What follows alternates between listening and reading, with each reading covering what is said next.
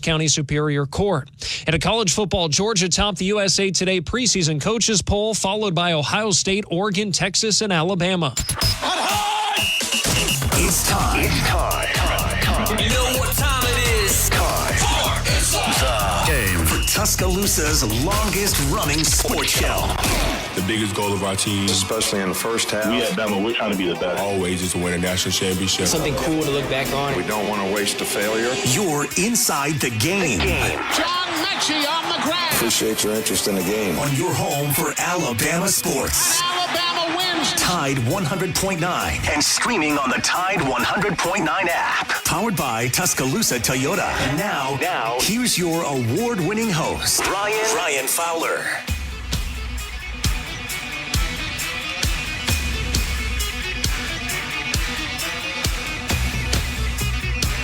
And a big good afternoon to you. It feels like a very busy weekend because it was a busy weekend. We had a lot of media availability. We had a lot of press conference. We had a lot of practices that we were able to go to. We're going to share some of that. We're going to take your phone calls. We'll get into that coming up in just a couple of minutes. We're always powered by Tuscaloosa Toyota. TuscaloosaToyota.com, 3325 Skyline Boulevard, and online at TuscaloosaToyota.com.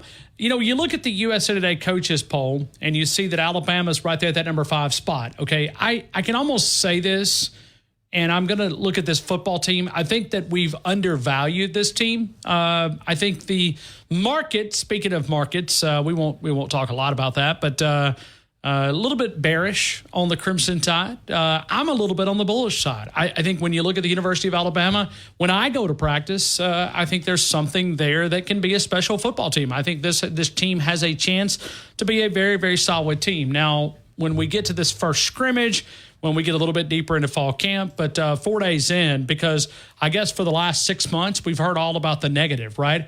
I mean, you've heard all about the negative from the national commentators looking at Alabama. Oh, come on. They got Nick Saban gone. How can they get any better? You know, this coaching staff. Well, I think what it was is we just automatically took the assumption that this coaching staff was pretty solid. I'm going to side on, and I don't think they were. I think this was probably a C- coaching staff top to bottom, and I think this one is a lot better. I think when you talk to the guys, whether it's the defensive side of the football, the offensive side of the ball, I think it's one of those when you step back a couple of minutes, it's a pretty solid coaching staff. And I think you see that by the players. You know, this time last year, we were probably talking a little bit about anxiety because Will Anderson kind of alluded to that this team played with a lot of anxiety. How are you going to be able to shake that? Well, I don't see that so far. But, hey, we're 4 practices in. Alabama was able to practice on Wednesday, Thursday. They took Friday off, and then they got to Saturday, Sunday. We had a very busy weekend. But, hey, a lot of content, a lot of things to digest, a lot of things to talk about. Kalen DeBoer is going to start with opening comments. We're going to get that coming up here in just a couple of seconds. We'll dive into that. We'll also share some of our opinions from even people that I've heard behind the scenes, things that I've heard shared. I think you've already seen that move. And Kalen DeBoer even confirmed that move, right? So you got Caden Proctor now in 4 days, really 3 practices.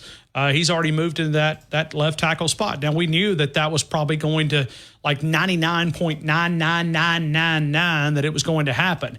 You do look at Caden Proctor slotting in. Now that begins to battle on that right tackle spot. Elijah Pritchett, Wilkin Formby. Wilkin Formby's, kind of hanging tough right here, right? Elijah Pritchett, guy that was probably a top 40 player when you look back at his recruiting.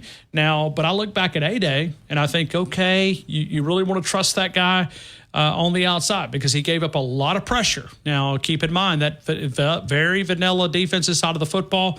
But, hey, Elijah Pritchett, Wilkin Formby, I think at this point you feel like that 4 out of the 5 are nailed right on the offensive line. Parker Brailsford looks solid, and you know what? He passes the eye test as well. So you look at Parker Brailsford, that left tackle spot, Caden Proctor. Now it's all about that right tackle spot. It's about that right tackle spot.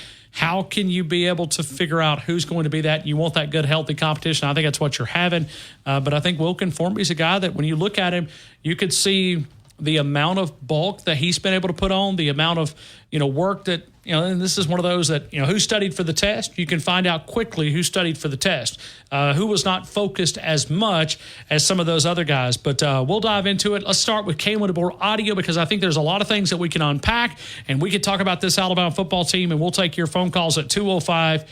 205-342-9904. I'll try to shed some light on some things that, it's on my mind when you look at this Alabama football team. Let's take phone calls as well. We'll talk to Drew DeArmond coming up here in about 7 or 8 minutes. But right now, let's go to Kalen DeBoer's opening comments. First time that we have talked to Coach since camp opened up. And here is Kalen DeBoer addressing us yesterday morning inside the indoor practice facility.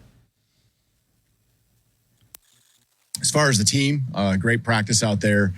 This was number 4. I challenged the guys, after the first practice that when we had a day off like we had on Friday, that we could come out and really start fast. And we did that yesterday. And then, just not thinking ahead. Again, tomorrow's a day where we don't practice, but we obviously have other activities going on, things like that, that we come out.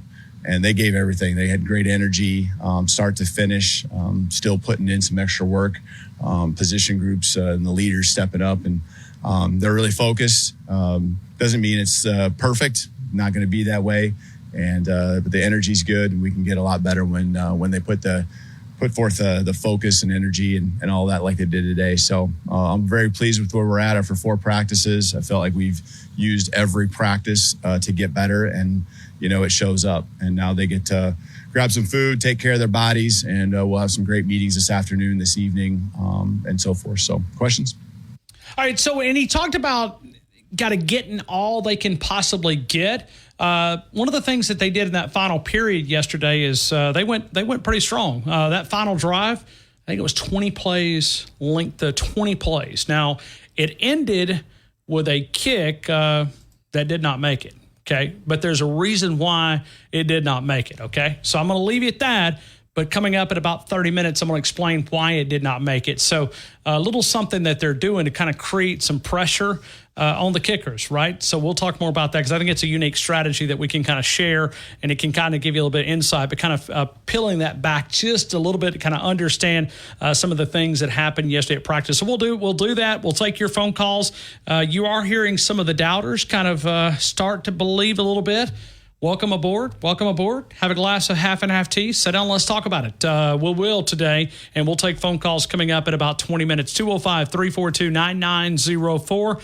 26 days away, one Bobby Humphrey away from Alabama Crimson Tide football. We're brought to you by Tuscaloosa Toyota, but that reminder is always brought to you by Alabama Credit Union, alabamacu.com, checking, savings, mortgage, home equity loan, financing a vehicle, alabamacu.com, reminding us to remind you we are 26 days away from Alabama Crimson Tide football. More audio clips. We'll also dive into some things that Jamarcus Shepard said. We'll also dive into some things that Nick Sheridan said, and we'll do that right here on the game. We'll take your phone calls coming up in about 15 minutes. Drew DeArmond, we talk fall football. I don't know why I've been on the spring. It has nothing to do with the spring, because you can even go outside for 15 minutes and you can realize that it's even, flowers are not blooming. They're all wilted because, no, I'm just kidding. We've got plenty of rain, but it is a very, very, very, very warm day. We'll continue with more. Drew DeArmond coming up next. T-Town Tide 100.9, 1230 WTBC, your home of Alabama Crimson Tide Sports.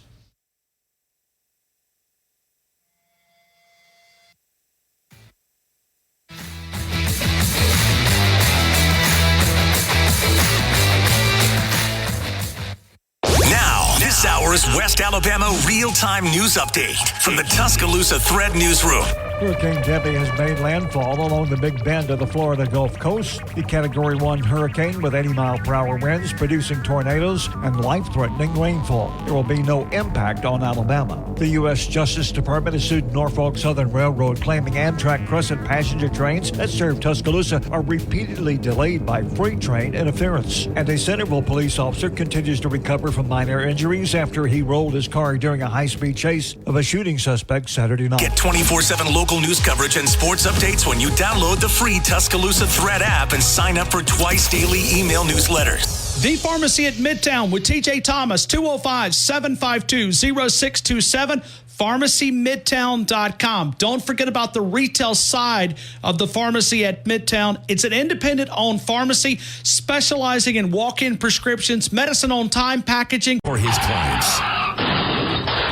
Remember M for money and Mesrano. If it has a logo on it, call me. 205-800-8000. Tuscaloosa Custom Curbing. Call Paul at 205-331-6823. Custom curbing for your home or business. Do away with those plastic individual stone borders.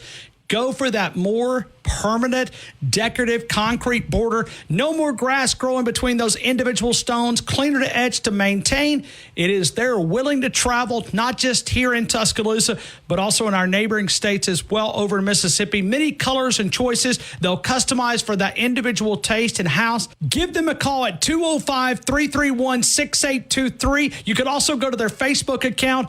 Find their page. You can see exactly what the videos. They came out, did a free quote. Paul gave me an evaluation. Give them a call, 205-331-6823. Free quotes and evaluation. It is Tuscaloosa Custom Curbing. Tuscaloosa Custom Curbing. Call Paul at 205-331-6823. Dos Amigos, Highway 69 in the new Publix Shopping Center. 11 a.m. opening, 10 p.m. Friday and Saturday closing at 9, Sunday through Thursday. Some great Mexican cuisine, the great fajitas, the great desserts, the great lunch specials. You'll find it at Dos Amigos in the Publix Shopping Center on Highway 69. Takeout orders always an option at 205-737-7344, 205-737-7344. Dos Amigos. Tide 100.9 Tuscaloosa weather. A sunny, hot afternoon. Tuscaloosa's high at 94. Clear tonight, the low 74. The weather stays hot and dry tomorrow and Wednesday. Lots of sunshine both days. Highs in the mid to upper 90s between 95 and 98. I'm James Spann on the ABC 3340 Weather Center on Tide 100.9. Where the legends of Alabama football hang out. McCarron, draw play. Lacey, huge hole. Touchdown. Yep. Sunshine gonna wash my blues away. Had sweet love, but I lost it.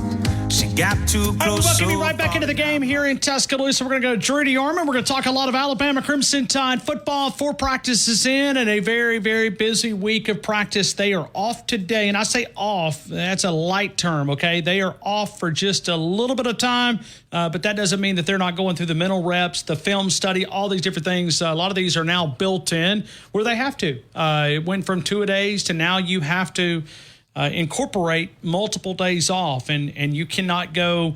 Tomorrow will be the first day in pads, by the way, as well. So they've been in shells, which is just helmet, shoulder pads, and then shorts, and then obviously the cleats. But tomorrow they'll go full pads. So we'll be there. We will be there tomorrow morning, bright and early. And we've had a very busy weekend around the campus of the University of Alabama. Since we went off the air, we had a lot of defensive availability and, offensive availability with Nick Sheridan and also came on board yesterday. We're going to dive into that. We'll take your phone calls coming up here in just a couple of minutes. Drew DeArmond, 97.7 The Zone. Drew, how are you, my friend? Welcome into the game in Tuscaloosa. Good to be with you on this Monday, Ryan. How are you? It's good. It's good, man. It's when you look at the world that we live in, sometimes sports is a good outlet of distraction, just a little bit. And today, hopefully, we can serve as an outlet of distraction. But give me your thoughts. 4 days in, what's been your takeaway and what we've heard from this Alabama practice?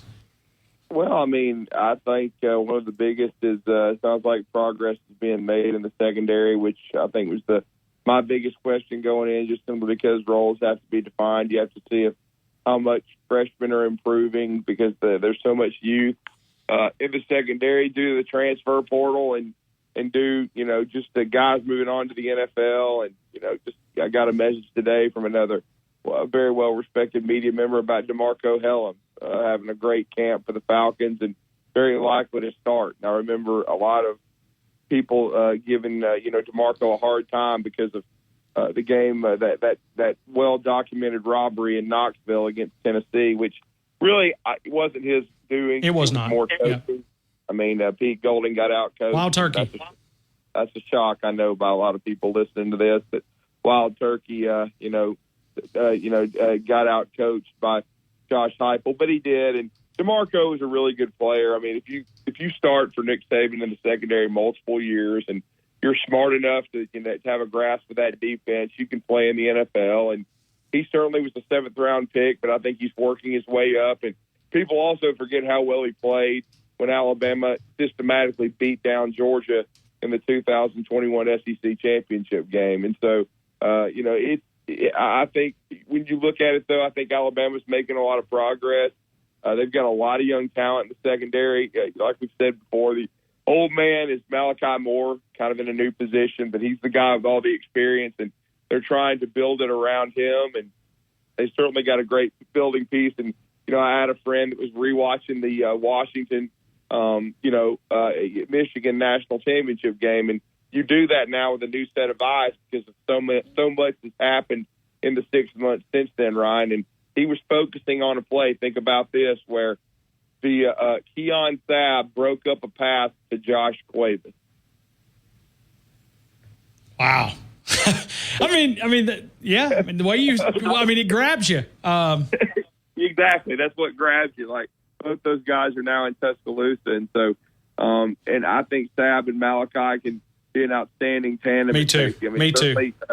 Caleb Downs is a great football player, and he'll do a great job over in Columbus. And they'll have a really good football team. And hopefully Alabama will see them down the road and do what they usually do to Ohio State. So, but we'll see. But, certainly Sabb will be a big piece of it. Okay, let's just take it. Let's just take it from your perspective, Drew.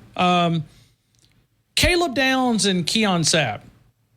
I know that they're different classifications, but, would you make that trade? If I gave you – Keon Sabb's a heck of a football player. Caleb Downs was a good football player, but, Drew, he made a communication mistake on that final drive that kind of allowed Michigan to go down the field, did they not? Yeah, and one has a national championship ring and one doesn't. That stung a little bit, Drew. Yeah, okay. Well, the one that's got the rings in Tuscaloosa, and now don't get me wrong. Sure.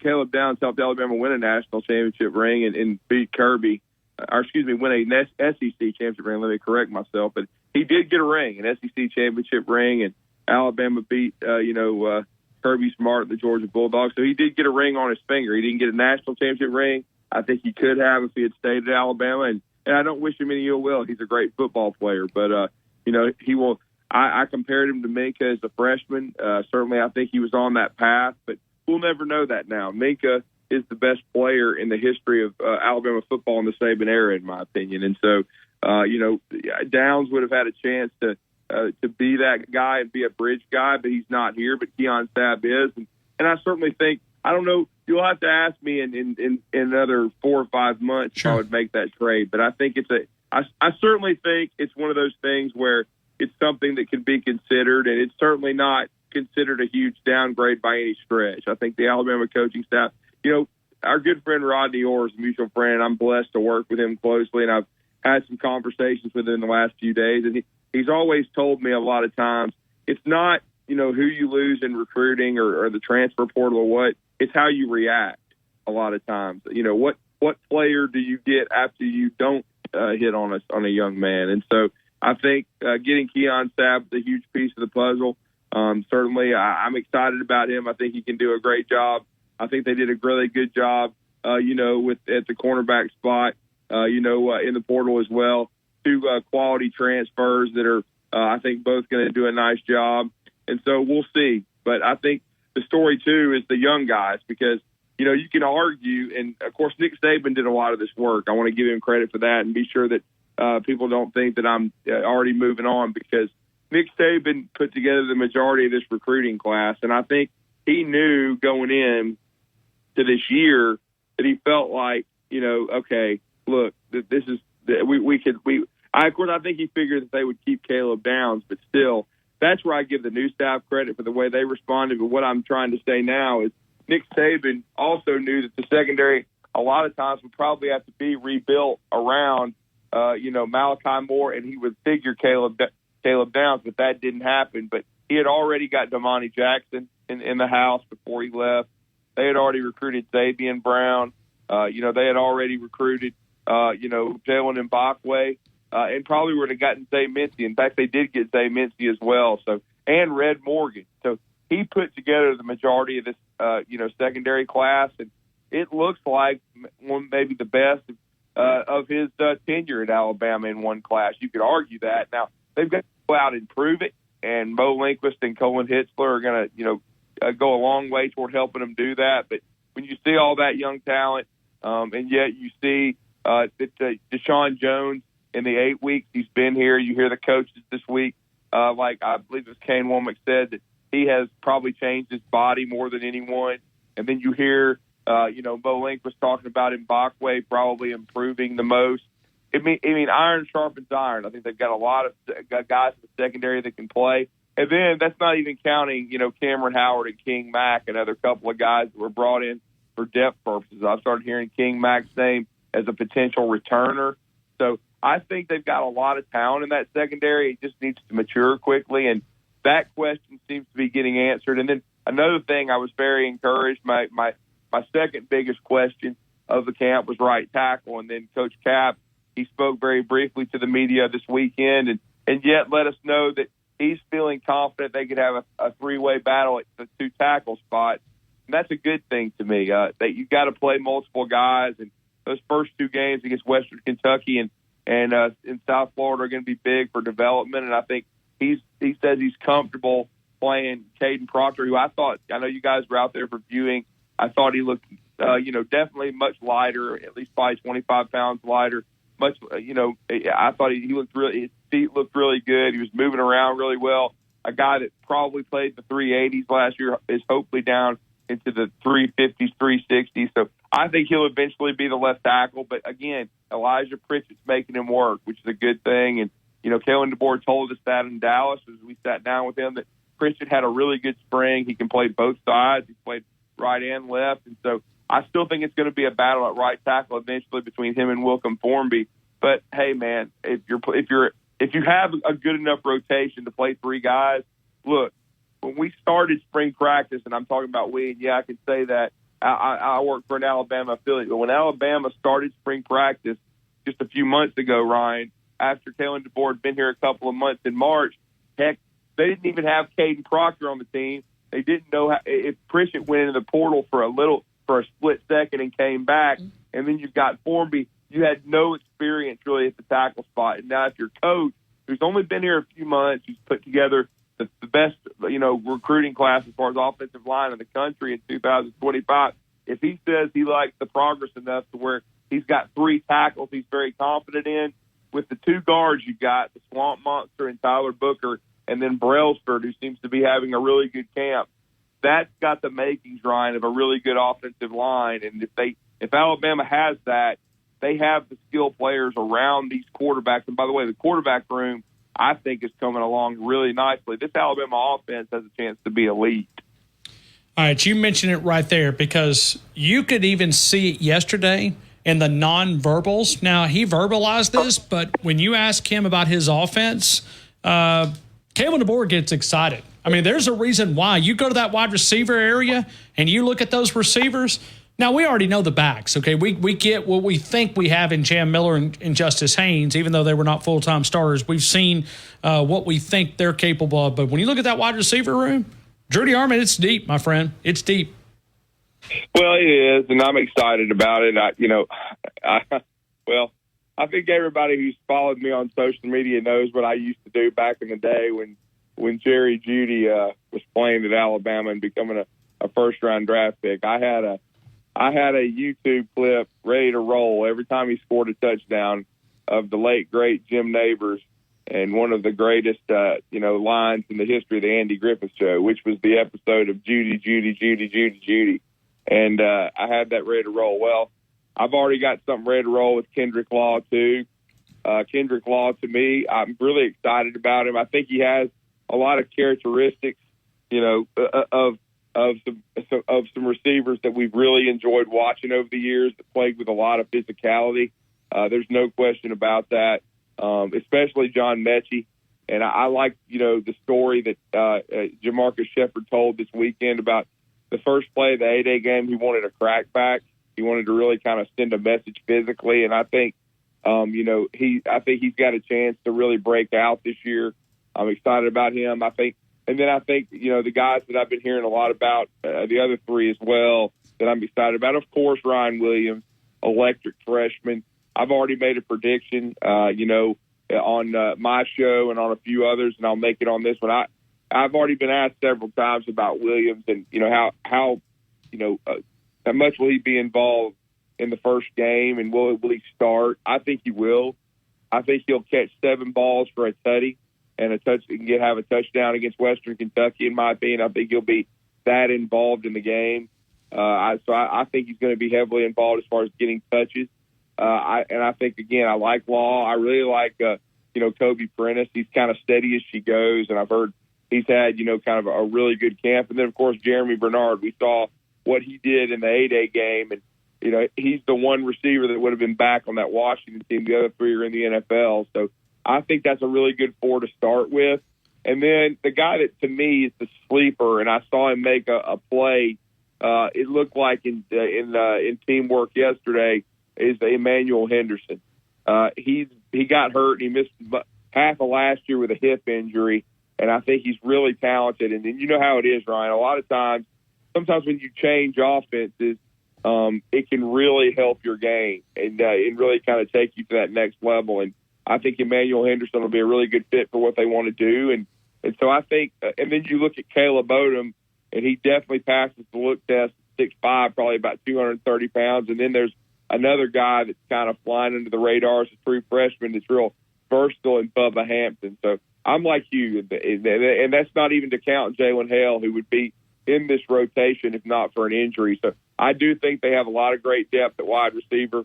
I think this system and the coaching of this staff as a whole, with Dick Sheridan, Jamarcus Shepard, Brian Ellis, and of course Robert Gillespie and Coach Kalen DeBoer, I think they're going to do a great job putting together a scheme. And I think this is going to be a explosive offense. And I think I'm excited about what Milroe could do in this thing. But I'll say this, I think the rest of the quarterback room has come along enough to where even if Milroe, and this is the only way he wouldn't be under center, gets injured, I think Alabama can survive this season. I think they can even thrive. I think the quarterback room is much better than people think. And so that's going to have some people in Baton Rouge and some people on the Plains and some people that, and especially in the place that I love the most, Knoxville, Tennessee, they might want to start drinking, because I don't think this is going to be an Alabama football team that's going to slip like they're hoping.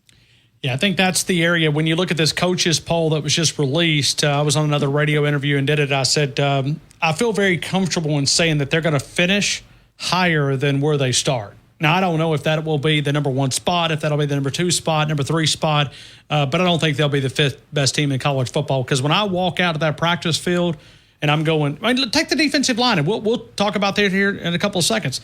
They're looking for that dynamic playmaker on that front, but they got a lot of dudes over there that have a chance to be very, very special. I look at Jaheim Otis. He's finally healthy. And it was kind of funny. I pointed out the defensive line because I went to that group. I watched that entire group for the entire viewing period yesterday. And then when we go to practice, I think Kalen DeBoer, a post-practice press conference, he said that's been probably one of the most consistent groups of our entire football team. That defensive line is deep, which, as you know, makes a good defensive line.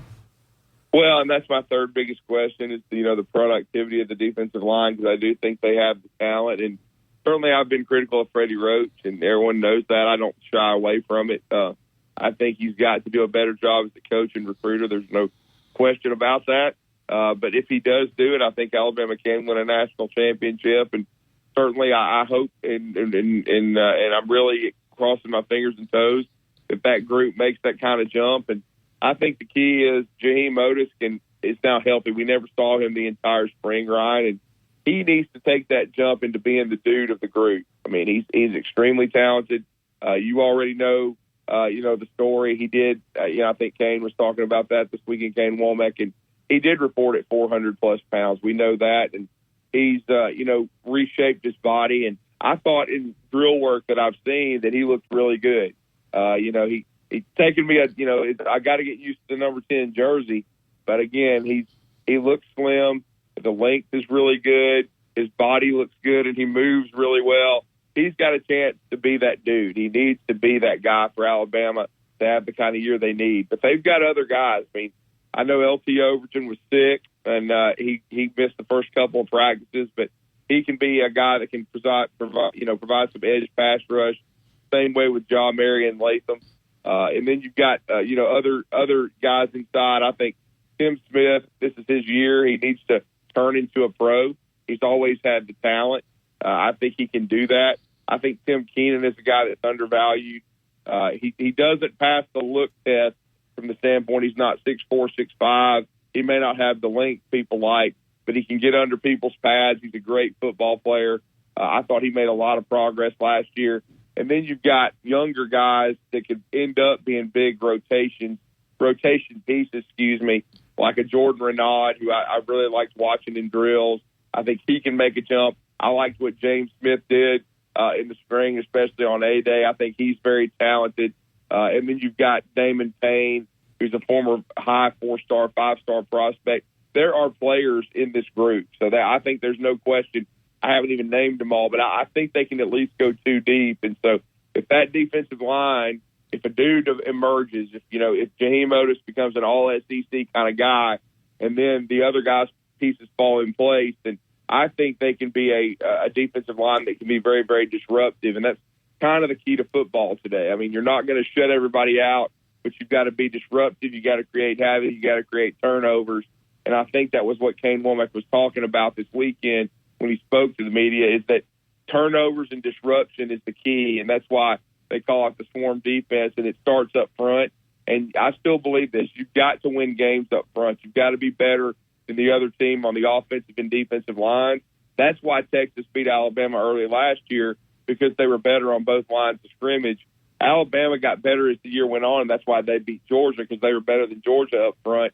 And then they ran into some old men at Michigan that just edged them out. But they've got enough talent on both lines of scrimmage, Ryan, to have a really good football team and make another run at this and have a chance to win a national championship in Kalen DeBoer's first year. Well, and all this, when we look at this Alabama football team, no doubt a lot of excitement, but this is the first couple of days of practice, and then we'll get to what will be scrimmage number one. I think we'll know a lot about this football team as we get through scrimmage number one. So a lot of energy around this team, rightfully so. But, I'm trying to remind myself, this is not just talking to you or any of the audience.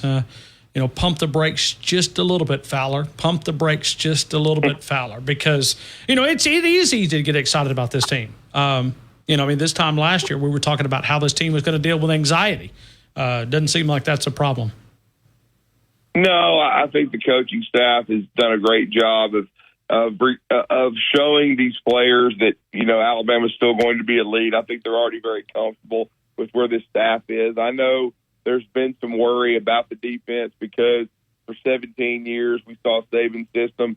There were tweaks to it, and he had different coordinators, and he let them, add to the mix. But we all knew Nick Saban was very heavy-handed with the defense. We all knew basically what it was going to look like. We have not seen Kane Womack do his thing yet as defensive coordinator, but I think I've said it on your show, and I'll say it again. I mean, just go back and look at the work. I mean, Nick Saban had a proven track record when he came into Alabama, but I think Kane Womack has a pretty good understanding as well. I mean, he did a great job with Kalen DeBoer at Indiana with less talent. They had one of the better defenses in the Big Ten, and I think that's where they became really good friends. And that's why when Kane got the job, when Kane took the DC's job at Alabama, that's why Kalen DeBoer hired him. I think he was already very comfortable with him and what he'd seen him do when they were coaching together and were coordinators at Indiana. And then when Kane was a very young head coach at South Alabama, his defenses were in the top 20 in the country. Now, and again, I understand that's not in the SEC, but you have to constitute it with the talent that he's going to have at Alabama. And so I think it's going to be really good. And I think you have to understand, too, Alabama hired Colin Hitzler to be the safeties coach. He was considered the best secondary guy on Luke Fickell's staff at Wisconsin. And I think he and Kane had worked together some at South Alabama. I think I think he'd also worked at Troy, but there was already a familiarity there amongst each other. And so he was considered a rising young coach. And And I think Luke Fickell's a hell of a coach. Alabama faced him at the University of Cincinnati, and when he got them to the playoffs. So I think that was a really good hire. And then when you have Mo Lindquist, he was another young guy that had been a head coach early and has also been on the NFL level, also been at Michigan, who had helped recruit Damani Jackson. So he already knew his family, already knew Stab. So he already has a familiarity in those guys and can earn their trust. And so I just think overall it's a really good coaching staff. I think that Kane put together, Kalen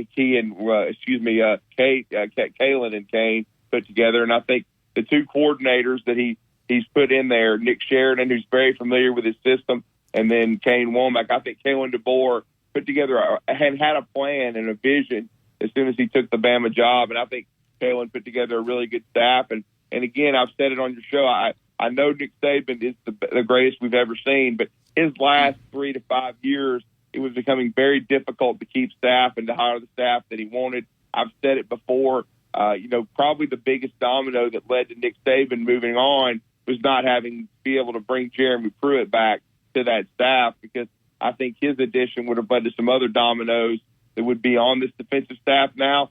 But, hey, the pivot that Greg Byrne made and David Ballou was very excited about, too, that to bring Kane Womack and these coaches in here via Kalen DeBoer and what Kalen DeBoer has done.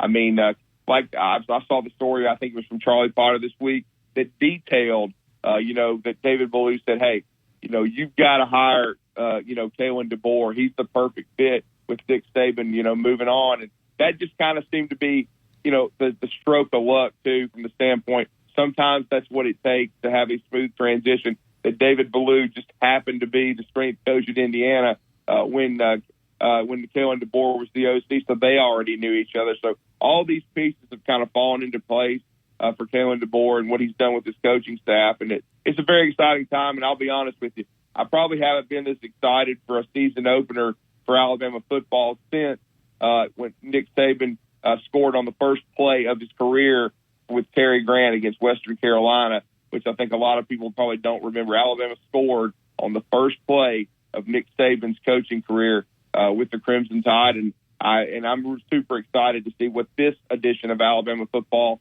looks like in 2024 in just a few weeks against Western Kentucky inside Bryant-Denny Stadium. Judy Arman, 97.7, Talking Ball. Scott Tyson, 7 until 9 every morning there in the Rocket City, 97.7 The Zone. Judy Arman, I appreciate you, man, as always, for being a part of our show, and I'll see you very, very soon. Thank you, my friend. Thank you, Ryan. Appreciate you. Thank you. Judy Arman helping us out there. All right, so we're going to open up with phone calls. We'll get your reaction. A lot of things to happen around Alabama Crimson Tide football. We'll do that. We've got more Kalen DeBoer audio. We're going to open up those phone lines at 205-342-9904. 205-342-9904. We'll continue with more Kalen DeBoer audio that you need to hear next. T-Town Tide 100.9, 1230 WTBC. Your home of Alabama Crimson Tide sports.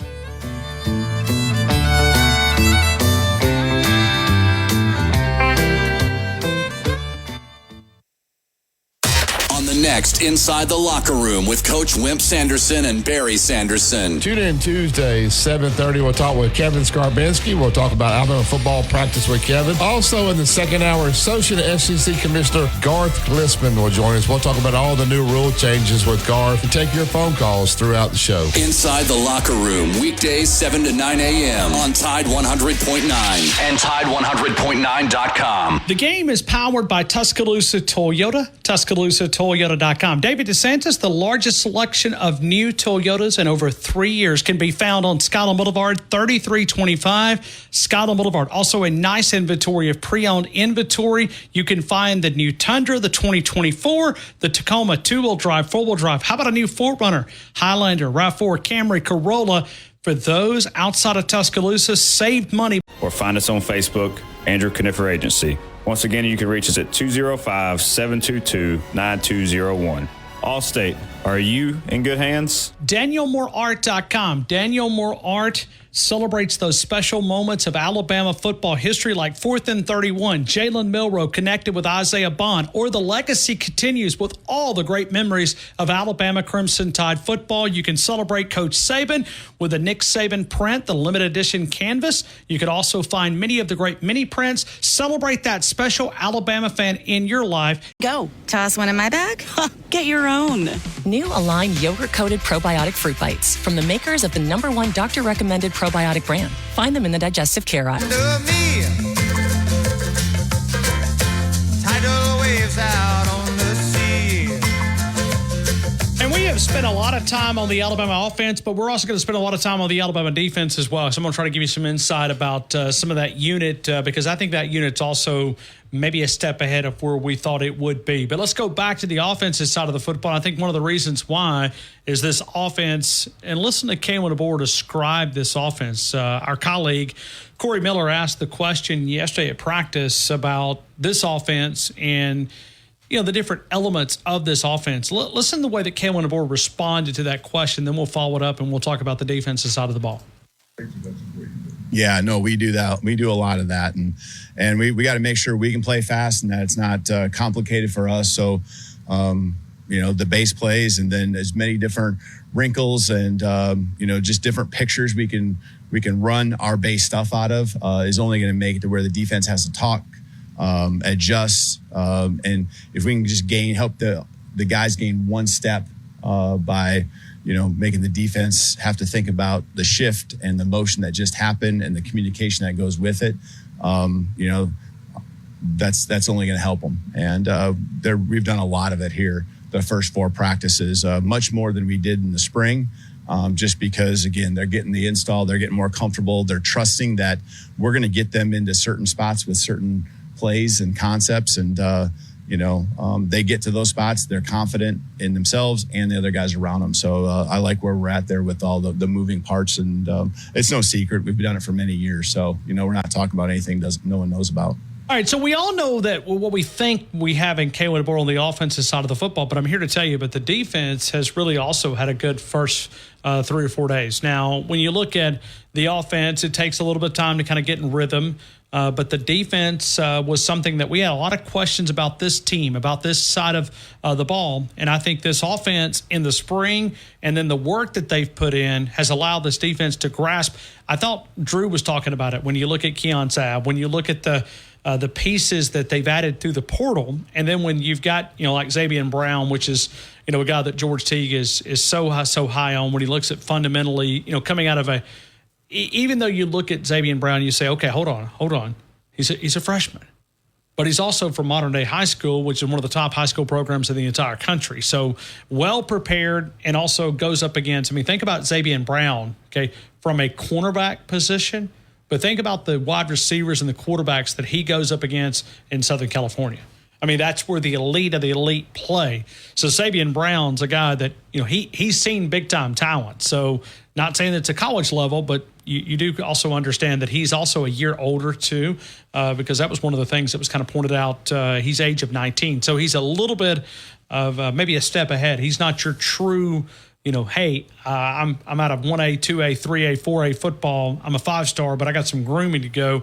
He's played against the best of the best. Modern Day High School, I think they've had 6 national titles when you look at the history, and we know Bruce Rollinson has stepped away, but still, that is a powerhouse in Southern California. Let's continue with more, and we'll take your phone calls, 205-342-9904. Do I owe you a break right here, Wyatt? Is it better? Let me break here, and I'll get Pat on the other side, and then we'll come back, and we'll dive into some more audio talking about the defensive side of the football. We'll also talk about Jalen Milroe, because Kalen DeBoer threw out some praise. I thought it was one that you need to hear. We'll do it next. T-Town, Tide 100.9, 1230 WTBC, your home of Alabama Crimson Tide Sports.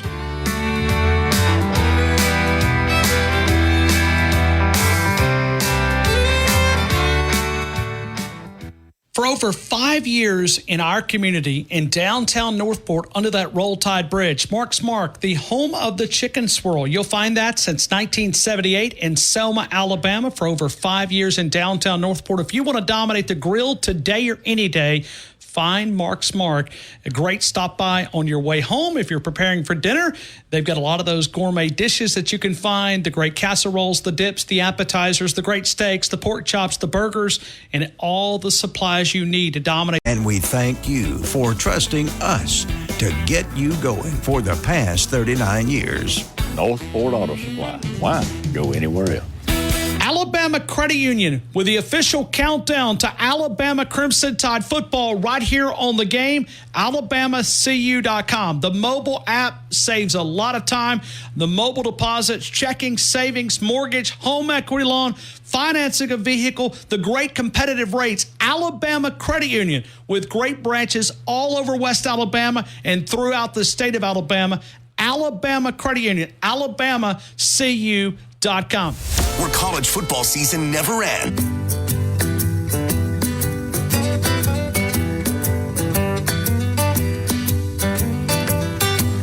When you look at the versatility, it's not just here in Tuscaloosa on the offensive side of the football, but how much of a luxury is it when you have this type of offense and you can go up against, this type of defense that is going to give you some elements, but also going to challenge you in a lot of different ways. The follow-up question, Corey asked that question. Tide 100.9. We got back-to-back questions. How about that, Wyatt? Pretty solid. So Corey asked the question about the offensive side of the football, and then I followed it up and talked about the defensive side of the ball. I asked Kalen DeBoer, when you look at this defense, because there is a lot of youth over there, how much of a luxury is it to have this type of offense that you can challenge these guys in a lot of different ways? I guess that's something I've always taken a lot of pride in, and as we build a team, is that as the offense gets better at their piece of that, we really are, I think, preparing our defense for, you can't say everything, but a lot of what they're going to see throughout the season.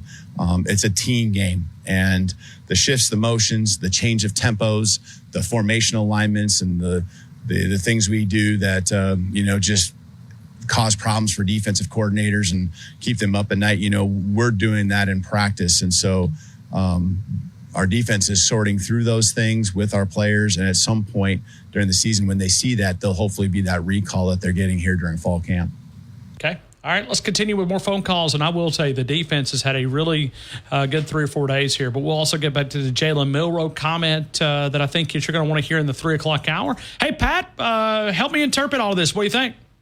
Hey, I think that this defensive front seven is going to make up the difference for us needing to have a little more time in the defensive backfield. That hey, look across the board, Ryan, at this day, and you do realize that I'm hearing that Mr. Jefferson is going to get a chance to get more time at linebacker. That hey, you can't coach 4-3. You either got 4-3 or you don't, and he hasn't. 4.3 40 speed is unreal for a linebacker. That's defensive back speed. Yeah, that's moving. Yeah, and and why? I can't understand the talking heads across the country talking about how bad we're going to be. And I realize I should not be spreading. I called my buddy up this morning at 6 o'clock and talked to him about the decon. He was spreading pure rat poison this morning. In what way? Just how good this defense and stuff is going to be. And it's true. I really think it because, hey, finally, if today's a one day, he agreed with me because I talked about it. I said, yeah, we got issues in the defensive backfield. Maybe we don't. Mbakwe is coming on strong, and I realize he's only a freshman, but he is an amazing freshman. He is. Yeah, but I think you can say the same thing about several of these freshmen. Xavier Brown. And the problem that I'm having, and when you look at this Alabama football team, and I think a lot of people, when you look at the world of college football that we live in, what wins now would not be able to win 5 years ago. And what won then would be dominant now in college football. The talent is spread out so much because of the NIL, because of the transfer portal. That's the other element that we just don't calculate because we have it in our mind what it takes to win in college football, and our eyes have not adjusted yet. Ryan, you're young, but you can remember 92's defense, can't you? Sure. That was And, that was probably my first understanding of college football, right? Yeah, they had a fellow by the name of Homer Smith that was putting that thing together. I mean, I had helped out. Hey, and Brother Oliver. Hey, Brother Oliver was running the defense. Homer Smith ran the offense. But man, that defense, and with that man running that defense could have played today because of those two bookends that kept everything pushed back toward the middle. There was nothing got on the outside with those two guys. When you got athletes like that, and I really think that Alabama has some really good outside linebackers and defense and ones that can play defensive end in this game that are going to be phenomenal, and they're going to give our defensive backfield a chance to be able to make plays. I think our safeties are going to get I really, really think that Alabama is going to have more takeaways than we've ever had in recent history. And what makes you think that? Because of the defensive front being able to put on pressure that we haven't seen. But where's the pressure coming from though? Because that's probably pressure's going to come from our up the middle. Otis is looking like much a man from what I understand. Well, he definitely passes the eye test. And I put this on my social networks yesterday.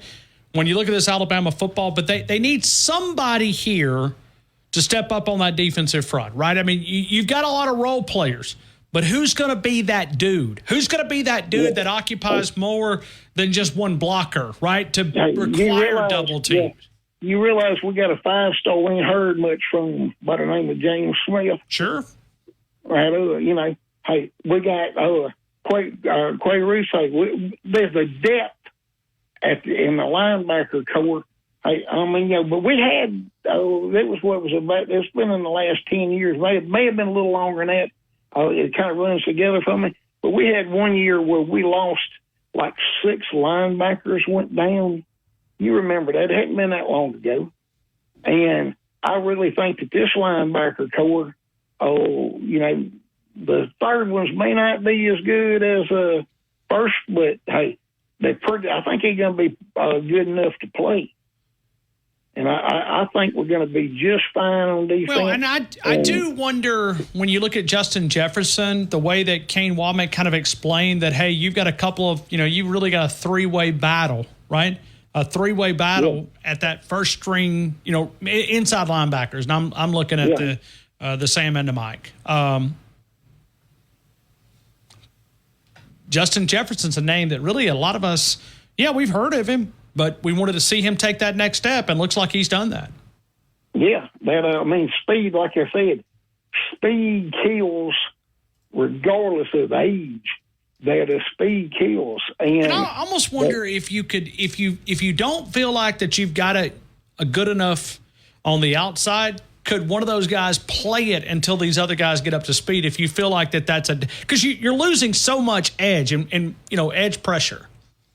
You're talking about pressure at the middle. That's fine. You can get pressure. Pressure at the middle is probably better than pressure on the outside. I mean, if you can get that, but you almost wonder if maybe they might. I'm not saying that you're 4 days into it. It's not. You're not going to hit the panic button. But oh no. Hey, but you got to understand.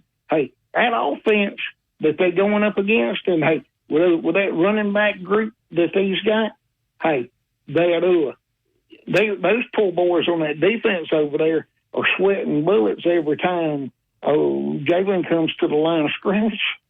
I mean, that offense, I think, is going to be prolific. I know it's going to be prolific, and if it's not, then something's wrong. Yeah, I got you. Something's wrong with coaching somewhere. Do you not agree with that? I think they're going to be okay. Pat, I got to get to break, man. I appreciate you. Hey, have a blessed day, Ryan Fowler. Thank you for taking my call. Hey, right back to you. Pat's line going away, 205-342-9904, 205-342-9904. Jalen Milroe gets high praise from Kalen DeBoer. You'll hear that next. T-Town Tide 100.9, 1230 WTBC, your home of Alabama Crimson Tide Sports.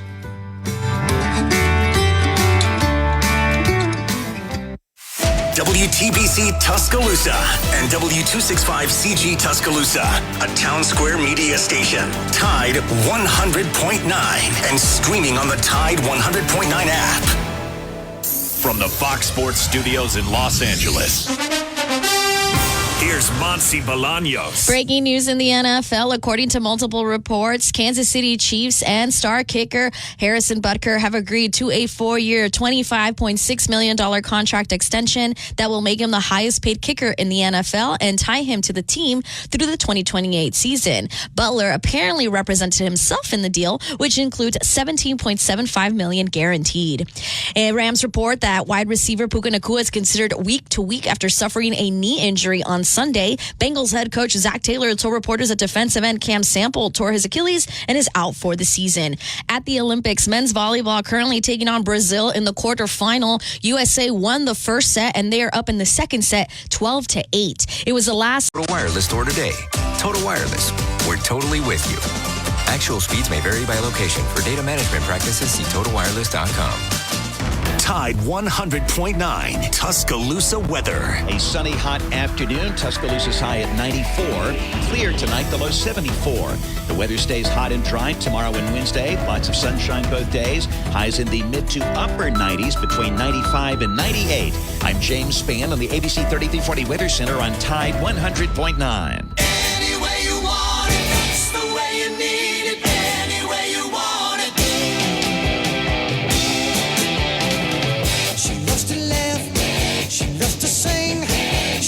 Everything. She loves to move. She loves to groove. She loves a lot of things. All night, oh, every night. So hold tight, ooh baby, hold tight. Oh, she said, any way you want it, that's the way you need it. Any way you want it.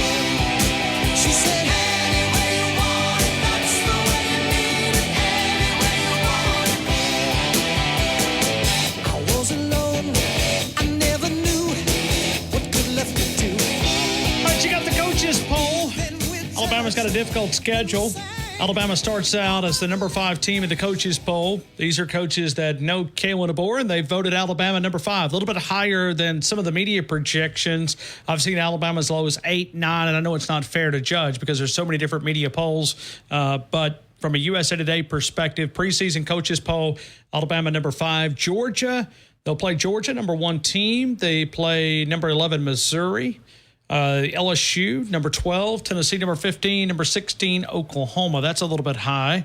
Okay, all right. And you got some others receiving votes as well, but we'll dive into that. But Alabama's at that number 5 spot. Let's take phone calls, but let's go back to Kalen DeBoer talking about Jalen Milroe and the audio side of things, talking about 2 consistent days. And I think the way that he described it, I better let Kalen DeBoer speak for himself. He was talking about Jalen Milroe on the day that he had yesterday and Saturday. Yeah, I thought yesterday and today took the best steps I've seen since I've been here. Really, the way he's intentional about coming out. Even not just what you say, but just how you do things, what your body language is, and he gets that's important. But he's actually just really leading that way, and then it leads to him playing well, and the other guys just following suit. So today he came out again, really. Today threw the deep ball probably as well as I'd seen him throw. That's a lot of just guys and the timing and all of that and his rhythm coming into play. He's feeling more comfortable there. So some big plays that were made out there. Defense made a couple big ones too, but he's really done a nice job, raising his game, asking more out of himself. I'm pushing him. I know Coach Sheridan is too every day, just like those details. Man, be on it. And he's holding himself to a high standard. It's just not all talk. And speaking of Jalen Milroe, we'll actually feature Jalen Milroe coming up later this week. He's going to be coming to Sam's Club for a special promotion, and they reached out to me and said, hey, we'd love for you to be a part of it, and we will. So we'll feature Jalen a little bit later this week, and that will be a conversation. So we'll, as we get a little bit closer, we'll talk to the quarterback at the University of Alabama. And, this NIL has opened up another element from us. And I know in our building, Jalen's going to be doing a lot of interviews, and it's a lot of access. I mean, you say, well, hold on. But I mean, you're the quarterback at Alabama. You're the second most important person behind Kalen DeBoer in the state of Alabama. Let's continue with more phone calls, and let's continue. Let's go to phone calls, and we go to Bubba in Northport. Bubba, good afternoon. You're in the game. I hope all is well. Man, it couldn't be better. Roll Tide. Roll Tide. There was 2 defensive linemen. I think they were part of the 2023 class from Carver High School, Montgomery, if I ain't mistaken. Are they still on the team? They are, yeah. Okay. I didn't know whether they. I couldn't remember their names, and I was just curious. Yeah, one of them's what Pat just talked about. I mean, that's your first. Oh, okay. So yeah, I mean, and you look at the defensive line. Bubba, to me, what makes a good defensive line is numbers. You need to have a dude. Listen, Alabama's always had a lot of dudes. Quentin Williams was a dude. Obviously, from a defensive line, and I'm combining ends and tackles all together, right? I'm just putting it defensive front. When Alabama's been a great defense, they've always had one of those guys. Now, who's going to be that guy? Now, this defense is a little bit different. It's not going to be the same alignment, but you're still looking for those guys. Who is going to be that guy? Who is going to be that guy? When they had Terrence Coley. Yeah, but I mean, Terrence was an occupier space. I think they've got that. Yeah, well, that's true. I wasn't a good defensive lineman. I was terrible. I'm going to admit it. I was just. If a running back wanted to get 5 yards on my side, he could do it. I wasn't very good. So how did you play? I mean, Bubba, did you? We was, most of us were, we wasn't that big anyway. Nobody weighed 250 pounds or even close to that. Back then everybody played small, but I just wasn't no good. It was just, softball was my sport.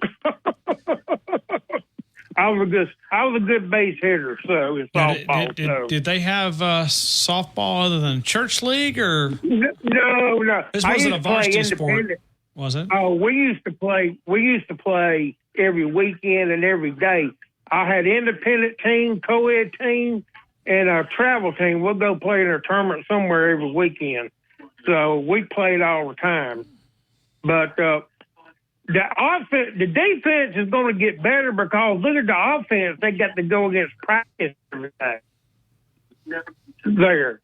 I mean, that's what's going to make them come out is the practice. Going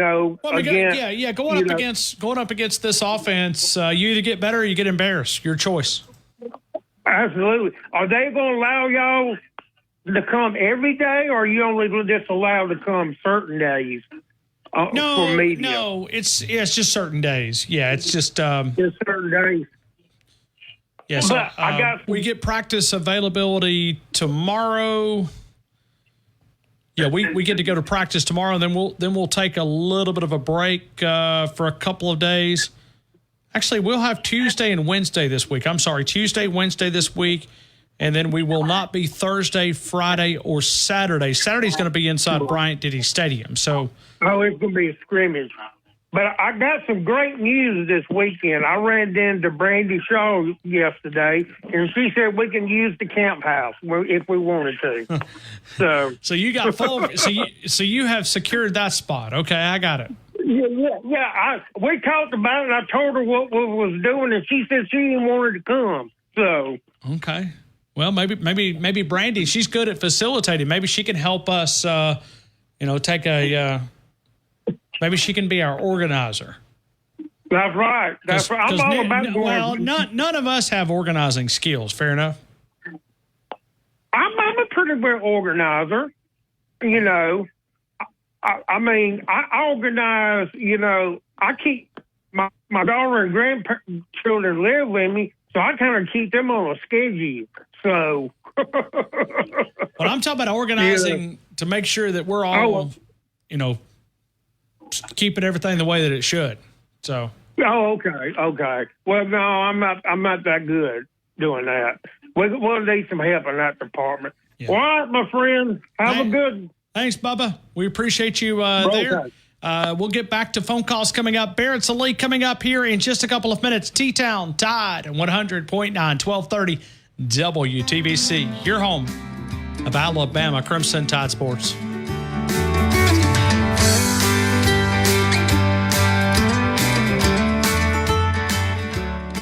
Now, this hour's West Alabama real-time news update from the Tuscaloosa Thread Newsroom. Hurricane Debbie has made landfall along the Big Bend of the Florida Gulf Coast. The Category 1 hurricane with 80-mile-per-hour winds producing tornadoes and life-threatening rainfall. There will be no impact on Alabama. The U.S. Justice Department has sued Norfolk Southern Railroad, claiming Amtrak Crescent passenger trains that serve Tuscaloosa are repeatedly delayed by freight train interference. And a Centerville police officer continues to recover from minor injuries after he rolled his car during a high-speed chase. Rate based on you. Not available in every state, subject to terms and conditions. Rating factors and savings vary, and in some states your rate could increase with high-risk driving. Allstate Fire and Casualty Insurance Company and affiliates, Northbrook, Illinois. Tide 100.9 Tuscaloosa weather. A sunny, hot afternoon. Tuscaloosa's high at 94. Clear tonight, the low 74. The weather stays hot and dry tomorrow and Wednesday. Lots of sunshine both days. Highs in the mid to upper 90s, between 95 and 98. I'm Jay. But I got no problem drinking it up. They keep on talking, drunk and All right, it's R&R Cigars, 2703 6th Street, 2703 6th Street. Regular Randy Starner. Relax and recharge. Relax and recharge. Home theater seating, the HD TVs. You'll find it R&R Cigars, downtown Tuscaloosa. We'll talk to Barrett Sallee coming up here in about 9 minutes. We'll talk to Martin Houston coming up at 4 o'clock. We'll take more of your phone calls, and we'll get to Marty in Arkansas coming up here right now. Marty, good afternoon, man. You're in the game. I hope all is well. All is well, Ryan. Hey, you know what? Hey, put us off speakerphone if you can, Marty. Can you hear me? Yeah, much better. Yeah, well, we could hear you a while ago, but not great. All right, can you hear me better now? Yeah, sound crystal clear. Okay. Ryan, we're going to put your guy that answers the phone in charge of this thing. And when we're going to do it is we got a whole month. We can do it. We'll be 3-0. We have the week off before the Georgia game. We can do it that Saturday, and we all can pick our team and say where we're going to go. Oh, you're talking about the bye week Saturday? Yeah, we can do it the bye week Saturday. Okay. We'll be 3-0, number one in the country, and we'll be able to celebrate. And we can cook hamburgers and roast bulldogs or whatever. Okay. Well, and we got a month to do it. I mean, Marty, in your opinion, who is the guy that you would put in charge of the cooking? Who do you trust to be in charge of the cooking? Because that's what I'm a little bit worried about. No, we can get your guy from the Southern Ale House, Brett Garner. You want to put him in charge of cooking? Well, he knows somebody with all the restaurant experience he's got. He don't have to be in charge. He might have to run the restaurant. He'd get somebody down there that knows how to cook. What's your cooking ability, Marty? Oh, it's no good. I don't cook. I got people that cook for me. I got so many friends. They bring me food every night. Really? At the hospital, everywhere. Hey, I couldn't cook. I cannot cook. And the last 10 years, I have so many friends, they know I can't cook. They make up a meal, and they bring it to me on Saturday night. Like last Sunday afternoon, they brought me steaks and bacon. During football season, I got a gourmet. And someone said, Marty, quit spending your money going to Alabama. We're going to buy you an 85-inch TV and set you up four theater seats, and you'll just be right at home. So I don't know. But instead of going to the game, I told them, they said, yeah, but that 85-inch TV, you'll be able to sit right inside, feel like you're right at the game with these. They're making the Alabama theater seats with Roll Tide on it. I'm going to put it in my cave place. Man, I got a lot of friends. Like here, look who all I met on the radio. You, Dale, Jumbo. I mean, look, I've got friends in Alabama, Nashville. Hey, I've been, people are important. And the people you meet, karma comes around. If you treat people right, you'll have friends for the rest of your life. Okay. Marty, you buying? You buying this team maybe better than what we anticipated? Yeah, I've been buying. We should be ranked number one. With all the talent we got, hey, I'm almost like the guy that just died. All the talent we got, the better coaching that we got, he's coaching them up. They got a chip on their shoulder. And Ryan, we'll know, you know what? The first game, 56-3. Second game, by the third game, if the defense only lets Wisconsin score 7 points, you know that defense is going to be number 5 in the country. That's what I'm going to say. We'll end up number 5 in the country with this defense. And we'll end up with 10 or 11 interceptions for the year. Okay. I know you think I'm blowing it, but Ron, look at it. You've gone out there. We've got speed.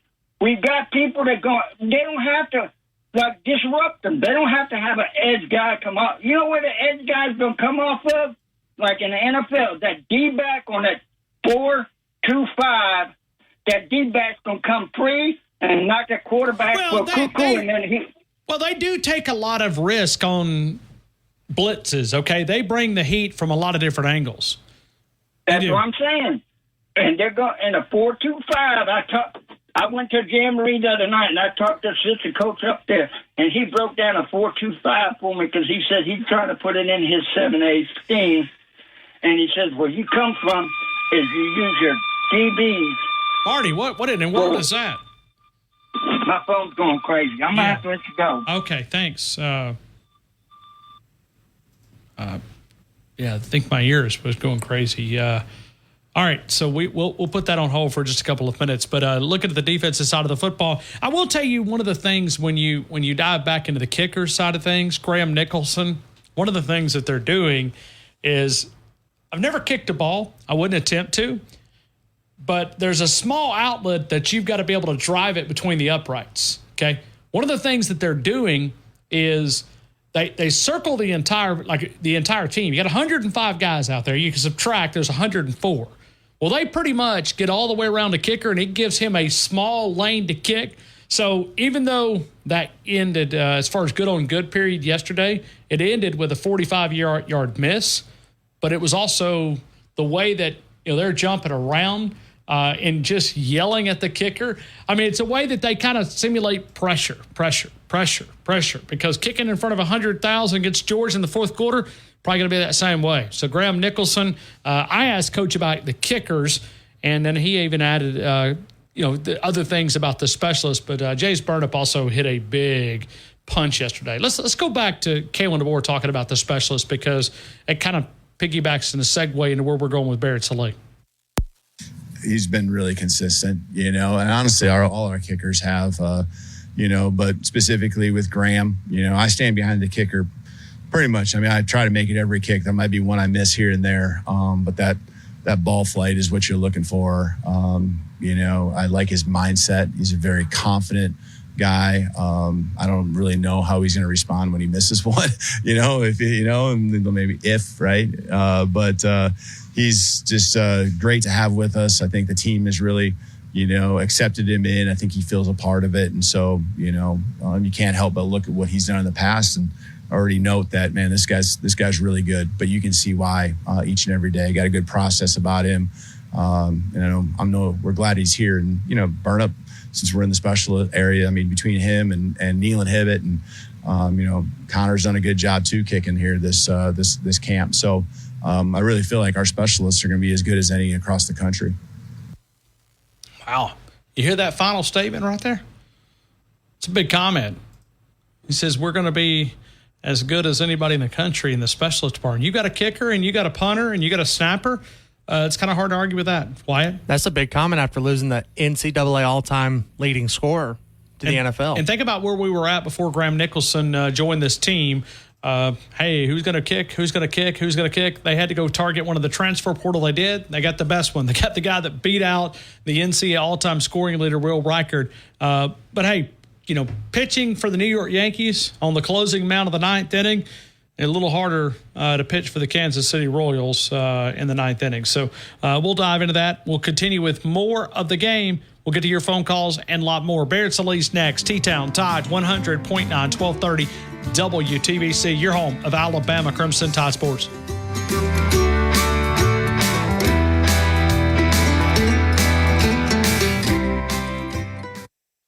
On the next Inside the Locker Room with Coach Wimp Sanderson and Barry Sanderson. Tune in Tuesday, 7:30. We'll talk with Kevin Skarbinski. We'll talk about Alabama football practice with Kevin. Also in the second hour, Associate SEC Commissioner Garth Glissman will join us. We'll talk about all the new rule changes with enough for rewards to earn free food.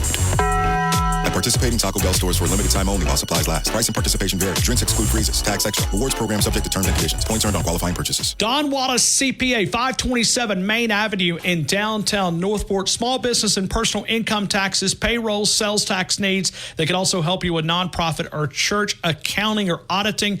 In business since 1999, they work for you, not the IRS. When you take on taxes, you got to have someone on your side. It's Don Wallace CPA, 205-345-5595, 205-345-5595. Don Wallace CPA, the official accountant of the game. The longest. And brought me back. All right, we welcome you right back into the game here in Tuscaloosa. Tide 100.9, 1230 WTBC, your home of Alabama Crimson Tide Sports. Barrett Sallee, I hope all is well. Welcome into the game in Tuscaloosa. What's up, Brian? How are you? Good. Did you enjoy the Caribbean? I did. I didn't want to come back. It was phenomenal. Beautiful skies, beautiful water, lots of fun, lots of adult beverages at all-inclusive resorts. So yeah, it was fun. I'll be honest with you. I love doing your show, but I would not have been upset if I just stayed there forever. No. I mean, I've never been to Cancun though. I've never been to Cancun. I've been to Cozumel. Well, so we were in the heart of Cancun for 3 nights, and then the other 3 we were like between Cancun and Playa del Carmen because my wife's a travel agent and she got hooked up with some tour thing or whatever. So she actually had to work, and I just had fun with the kids. So. Okay. So that's how you travel so much. Is your wife? I knew she was a travel agent. I didn't know exactly, but I mean, you're taking, more vacations than the average. Let's just say that. Yes, for sure. And I don't mind that one bit. I'll be honest with you. Yeah, no. That's a solid job. Barrett, at what point do you begin to overreact? I know that I've said it a million times. Fall football, when you look at it now, 4 days in, there seems to be a lot of confidence growing around this Alabama football team.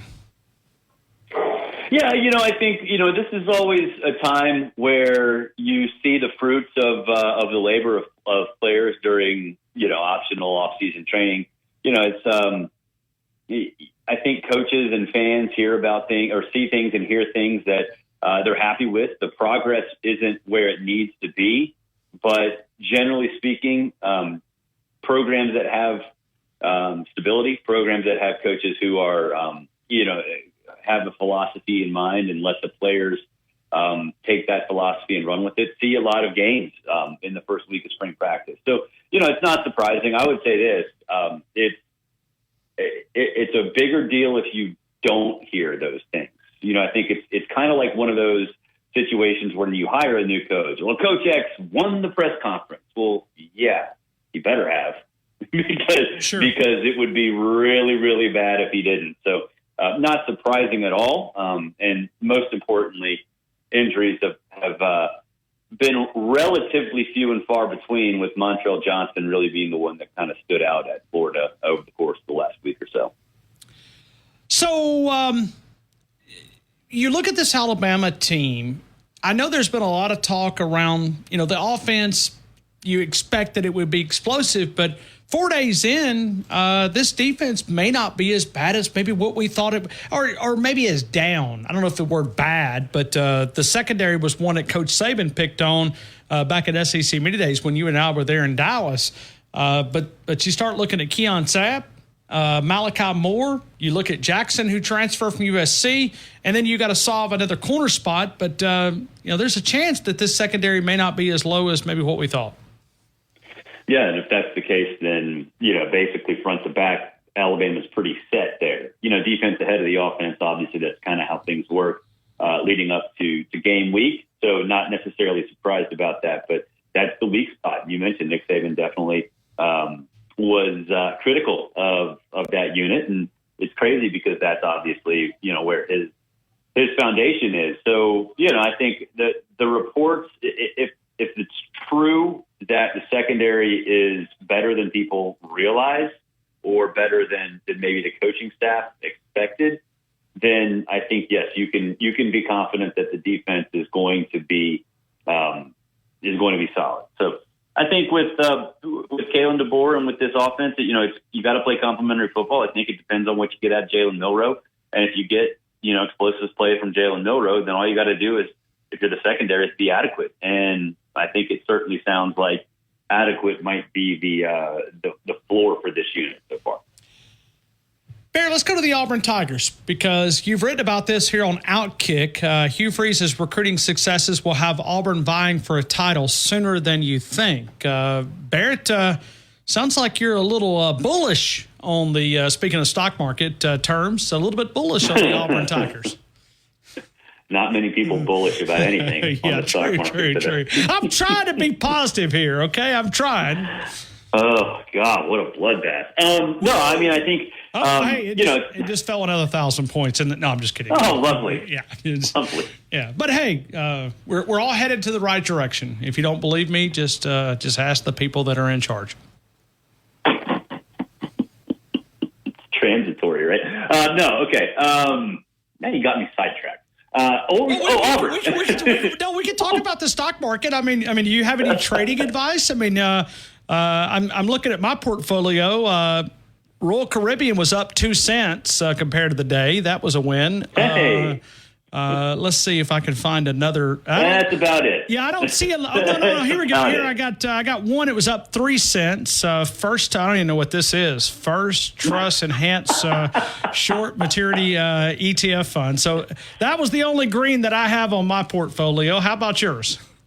I don't have a single one. Okay. Yeah. Dollar General's not as down as others. But I mean, look at Apple. Okay, Apple's down 10. It was down what, 9? It was 10.59.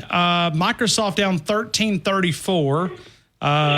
Yeah, I mean it's yeah. Things are going great. Yeah. Really. I'm so worried about all these. So anyway. I mean, here, I'm going to drag you. Because we do a free-for-all Friday show, and we just let rip, okay? And I'm just glad that we don't do free-for-all Monday, because we'd have to have our finger on the dump button, I can promise you. But let's go back to Auburn, okay? Go back to Auburn. You believe that this recruiting momentum can swing the Tigers in the right direction. Why? Well, yeah. I mean, this year is a whole separate discussion, but you know how, 8 4-star, 5-star players since July 24th. That's nothing to stay silent about.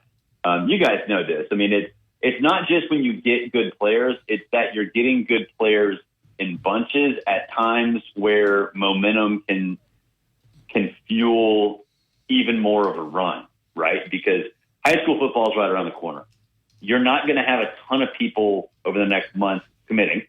Once they start practicing in high schools and can't go on visits because they're busy, whatever. And, some of these guys can transfer, but the best recruiters are players themselves. I don't care who you have on staff. The best recruiters are players themselves. And Auburn's got a lot of dudes, and because of the camp circuit and the way players communicate these days, it can bleed into the fall and ultimately till the early signing period. So, I think with Hugh Freeze, I think a lot of us, I know I did, recognize how, from an X's and O's perspective, he's a very good coach. And he just needs the Jimmies and the Joes. Auburn has not been where it needs to be in order to be a national contender. It's getting there, and now it seems like the accelerator's on the floor. And I think when it comes to being a national championship contender in the new era, getting to the college football playoff is a lot easier. The access is there. Will Auburn be a team that can win it in a couple years? I don't know, but getting there, yes. And I think from the way they've recruited, that momentum will continue. And then at that point, you still got to supplement it. You still got to get to where Alabama, Ohio State, Michigan last year, whatever. You still got to get to that point. But if you have momentum on your side now, including 3 blue chippers for the class of 2026, then that momentum can carry you into a point where your roster is to the level that it needs to be in order to actually win.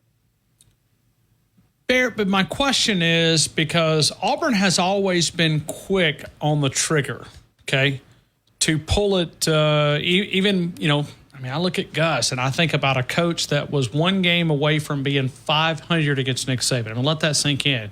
They pulled the plug. How many other coaches can look at and say that they were that close to having a 500 record against Nick Saban? Gus was. Dabo was at one point, but that's about it. Yeah, he was 3-5, so he'd won one game and had been 4-4. Yeah. When you look at Auburn, will they be patient with Hugh Freeze? Yes, I think they will, because as long as he doesn't have disasters, right? I think this year 7-5, 8-4. I hate to put numbers on what people would be happy with, but 7-5, 8-4 should be okay. I don't think that there's this idea that he will suddenly contend for a national championship ASAP is there. The decision makers understand how bad that roster had become, how bare that cupboard became. And if there's signs that it's getting replenished, then they're willing to tolerate a couple of down seasons knowing that the future is bright. So, yeah, you're right. Auburn is quick on the trigger, but they never have had to recover from a guy who simply didn't want to recruit in Brian Harsin. So I think historically, you're right, but historically there has never been a situation like this. And because of that, I think that they'll be more patient than people realize, because you're not going to go get anybody better. There aren't many coaches who are better in terms of trying to do what needs to be done to be competitive. So, I think they'll be, barring a disaster, like barring a 3-9 disaster, he'll be fine. But that's true of a lot of other coaches too, a lot of other schools too. If you go 3-9, the table, wipe everything off the board. It's a new world. How far does Michigan fall this year after winning the national title? They'll fall.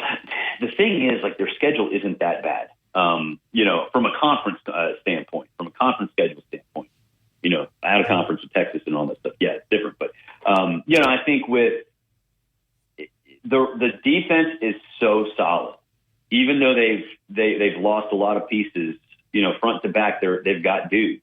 And they've got more depth than I think people realize. It's just offensively, what are they capable of? And I don't think they're capable of being what they were last year. They're going to rely on Donovan Edwards, and he's good. And he proved that without Blake Corum, he can be an effective running back. But will it be to a point where they can contend with Oregon and Ohio State? I just don't see that. But could they sneak in the back end of the playoff? Sure, absolutely. But they can't win it. I think right now it all depends on what the ceiling is for that offense, and a lot of that depends on Michigan and who, or the quarterback, and who they decide, whether it's Orji or somebody else. but they'll be competitive just because that defense will keep them in pretty much every game. All right, walk me through the teams that you think have a chance to win it all, because I mean you just eliminated Michigan. Okay, so and I'm there. I mean I don't think from their standpoint they can't replicate what they were able to do last year. But give me 5 teams that you're keeping an eye on that can win the national title, that they've got the talent to set up. You can rank them in order. You don't even have to go in order if you don't want to. Well, I think I would say the ones that jump out to me: Georgia, Ohio State, Ole Miss, Alabama, and Texas. I'm still sort of questioning Oregon. I'm kind of on the fence whether Oregon can be that team or if Notre Dame can be that team. Sure. But beyond those, like I don't see it. Let's just take a look at the coaches poll today, right? If you eliminate most of those teams and you have Michigan, Penn State, Missouri, LSU, Utah, Clemson, any of those strike your fancy? Not really. To me, I think it's pretty much Georgia, Ohio State, Texas, Alabama, Ole Miss, and maybe Oregon, depending on Dylan Gabriel and if he is what they seem to think he is. I personally need to see it before I believe it. But I guess you could put Oregon in that mix. And for Notre Dame, I guess you could put Notre Dame in there if Riley Leonard's healthy and 100%.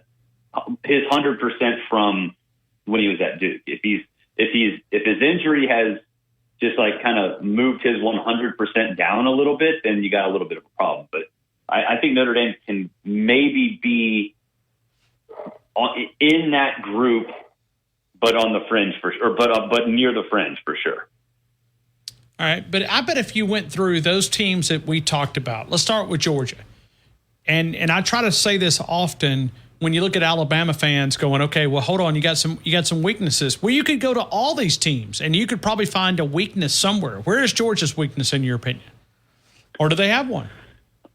They don't, I think it's easy to look at their secondary, but then they've got Stokes and then a bunch of holes to fill, but you're starting with Stokes, so that's helpful. Okay, if I'm going to pick one, it will be at running back because I'm not the biggest Trevor Etienne guy. Okay. With that said, Georgia is one of those programs that, generally speaking, does have a 3-4 guy rotation, which, okay, that's helpful. But in the past, this year you don't have a 1-2 punch that is comparable to the ones that they've had in years past. So I think if I'm looking at the Bulldogs, do I trust Rod Robinson? I don't know. I mean, kind of, I guess. I mean, I'm kind of stretching right now. And then they lose Rod Thomas, who, he's the head case, but he was still going to be a big part of that offense. So that would put more on the running back position. You don't have that depth, or at least as much depth as you used to have. So I don't know. I guess it would depend on Trevor Etienne. I don't think he has the upside of some of the others that have come before him. And the depth for running back is just not where it usually is for Georgia. With that said, I'm kind of scrounging for problems here. Okay. So I mean, and that's the standpoint when you look at Georgia. But how about a culture problem? I mean, because you're not buying because you're there. Yeah, I mean, I think I don't want to minimize the tragedy, from a couple of years ago. No. Yeah. There are traffic issues. Right. Aside from that big one, and that's terrible. And that's a big part of this, though. You excuse that. You don't consider that one. And these aren't massive problems. That's not to say there's not a small culture issue. I mean, there is. I mean, look, Garvey was asked about it. I asked Carson Beck about it, in my interview with him. They said it's not something that should be allowed. It's not something that we're proud of, but they're trying to handle it as much as possible, as quickly as possible, and as efficiently as possible. But they're not huge. Like the Rod Thomas thing is different. But if you're just talking about, reckless driving, it shouldn't happen. But it's not, it's not the end of the world. All right, let's go to Texas. When you look at the Texas Longhorns, do you see them as because you did kind of include them as your top 5 as far as a national championship contender? I did, and I'm on board with Texas in a big way. I think that if you're looking for an issue, if you're just looking at Texas and thinking, okay, how am I going to? Where's the weak spot? It's probably at wide receiver. Maybe you can make a case at defensive line because of like Sweat and some other guys, but it's not the offensive line. But at wide receiver, Isaiah Bond, I like him. Obviously, you guys know him really well. Can he be a pure number one? I don't think so. I don't think so either. I mean, he had help last year. And he's a very selfish football player, too. He's not a great locker room. Whoa, did I just say that? My bad. Oh, wow. You said things that you're not supposed to say. But there's really no returning starters, at all. So that's not to say they're not talented. I mean, Yonder Moore's talented, but and using a tight end can certainly help. You guys know Niblack. They have Gunnar Helm, I think the guy's name, as well as Niblack. I mean, they've got guys, but I just Quinn Ewers is going to need some help. Guys can step up, but that's just if he doesn't find slightly above average wide receiver play, then Texas could be in trouble. But I'm stretching again because if things don't go well passing, Jaden Blue and C.J. Baxter are still there to run the rock. Let's go to the Buckeyes. I mean, to me, this is one of the most complete football teams. I mean, you see problems there? Yes. On what area? And I say that definitively not because I don't think they're going to be fantastic. I do think they're going to be fantastic. As long as it's without Will Howard as the starting quarterback. I am so far off the Will Howard hype train. It's ridiculous. That guy lost his job to Avery Johnson at Kansas State. He's not a national championship caliber quarterback. With that said, Evan Brown, Julian Sayin, Aaron Nolan, all three of those guys are. And talking to some folks around Ohio State, Julian Sayin is making some waves. So my opinion on Ohio State. Let me say this about Julian Sayin. Beautiful arm. I saw it in California. He can absolutely spin the football. The only problem is he is tiny, tiny, tiny. Like when you look at him, he looks like a wind could blow him down. Now, he may have added, 45 pounds of bulk. Listen, when I saw him out in California, I'm like, man, this kid has got a dynamic arm. But he makes Bryce Young look thick, big. He was. What about Jaden Daniels? Oh yeah, but he's small. I mean, but Jaden Daniels skinny. Yeah, well, but listen, Julian Sayin, when I was in California, I saw him at a Target. They're close to the Rose Bowl Hotel because the team hotel and the media hotel was almost side by side, and I went. That guy looks like a 14-year-old. I mean, he like I said, he could spin it. I mean, he could spin it, but he had a lot of youth in him, a lot of youth, if you know what I mean. Well, here's what I say to that. Okay. If you spin it and you got a Emeka Egbuka, sure, and you've got a great running back core, you can get away with a lot of things. How's the offensive line? That's there are. I mean, I think they'll be okay. Okay. Like, that's the thing. Here's the thing. Like, if it's not Will Howard, it's because somebody beat him out, and the staff thinks that Will Howard can be the guy. And if they get proven wrong, which I think they will be, I think the guy that steps up, whether it's Aaron Nolan, whether it's Sayin, whether it's Devin, whatever, can be far more effective in that offense. Okay. So, I wonder if Alabama can make a trade at the quarterback spot because that's an area that, Bear, when I go to practice, I feel very comfortable with these quarterbacks. I mean, even guys like Austin Mack, and you're going, yeah. I mean, think about a young man who could reclassify, come into UW, and be a guy that they could count on if Michael Penix went down. That he could have been the long-term option there as a high school senior. So it tells you right there what Kalen DeBoer believes in him, that he wanted him to reclassify and not go play high school football where you can continue to get better. But Austin Mack can absolutely spin it. And I think Ty Simpson has taken some big steps in the right direction. Yeah. Good problem to have, especially in this day and age. Yeah, well, and then, right there from your home city is Dylan Lonergan, who played big-time high school football. So we know what he's capable of, and he really forego a baseball opportunity to focus on football. I still don't know why people do that. But anyway, that's neither here nor there. I mean, what I was told that if he would have focused on baseball, that he could have been an early pick guy. Yeah, like Kyler Murray. Kyler Murray was in the same spot, although he's making that money in the NFL. Yeah. Well, and anyway, it's a lot of things to talk about. Barrett, let me throw everything that you're involved in. Certainly Outkick. We've already talked about that, but Smothered and Covered, where you get your podcast. Take this last question and promote all the products that you're involved with. Yeah, go to Outkick, read my stuff. Go to College Football Smothered and Covered on Apple, Spotify, YouTube, Rumble, Amazon, all that stuff. You know where to find podcasts. You know where to find that. And then SiriusXM, we're still on hiatus, as are the other weekend shows. But week 0 is fast approaching, so you will hear my shenanigans with Tom Luganbill shortly. That is, that's always. Barrett, I appreciate you, man. I hope you have a great rest of your day.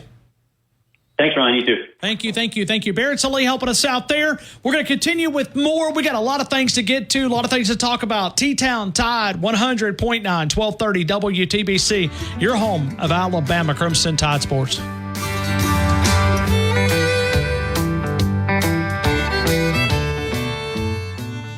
Pat's Florist and Gourmet Baskets in downtown Tuscaloosa, 1010 Queen City Avenue. For over 60 years, they've been serving our community.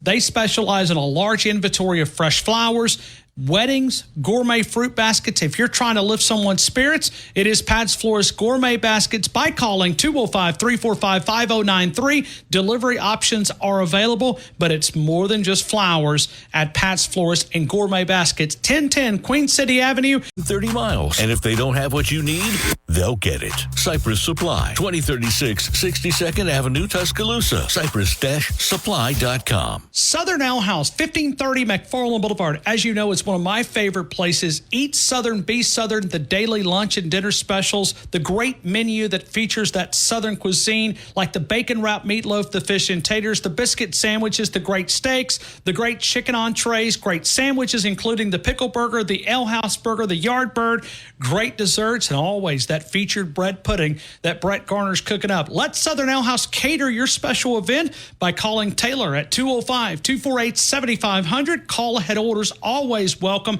Southern Ale House, 1530 McFarland Boulevard. Tide 100.9 Tuscaloosa weather. A sunny, hot afternoon. Tuscaloosa's high at 94. Clear tonight, the low 74. The weather stays hot and dry tomorrow and Wednesday. Lots of sun. Or text DEAL to 511-511. Your order is back with a 90-day guarantee. All dogs are unique. Your dog results can and will vary. Message and data rates may apply. WTBC Tuscaloosa and W265CG Tuscaloosa, a Town Square media station. Tide 100.9 and streaming on the Tide 100.9 app. From the Fox Sports Studios in Los Angeles, here's Monsi Bolaños. At the Olympics, USA men's volleyball taking on Brazil in the quarterfinals. They are up 2-1. They just got going in the fourth set. Women's 3-on-3 basketball defeated Canada and won the bronze medal. In the NFL, Chiefs and star kicker Harrison Butker have agreed to a 4-year, $25.6 million contract extension, making him the highest paid kicker in the NFL and tying him to the team through the 2028 season. Rams wide receiver Puka Nacua is considered week to week after suffering a knee injury on Sunday. The Rams are off today, but they will return to practice tomorrow. Bengals head coach Zach Taylor told reporters that defensive end Cam Sample tore his Achilles and is out for the season. And ESPN is reporting that 49ers wide receiver Brandon Ayuk, who requested a trade, is still not practicing, but he is around, he is engaged, and taking place in meetings. I got spirit, I got faith. I might bend, but I won't break. I'll fight the elements. And I'ma go down swinging. If I go down, I'ma go down swinging.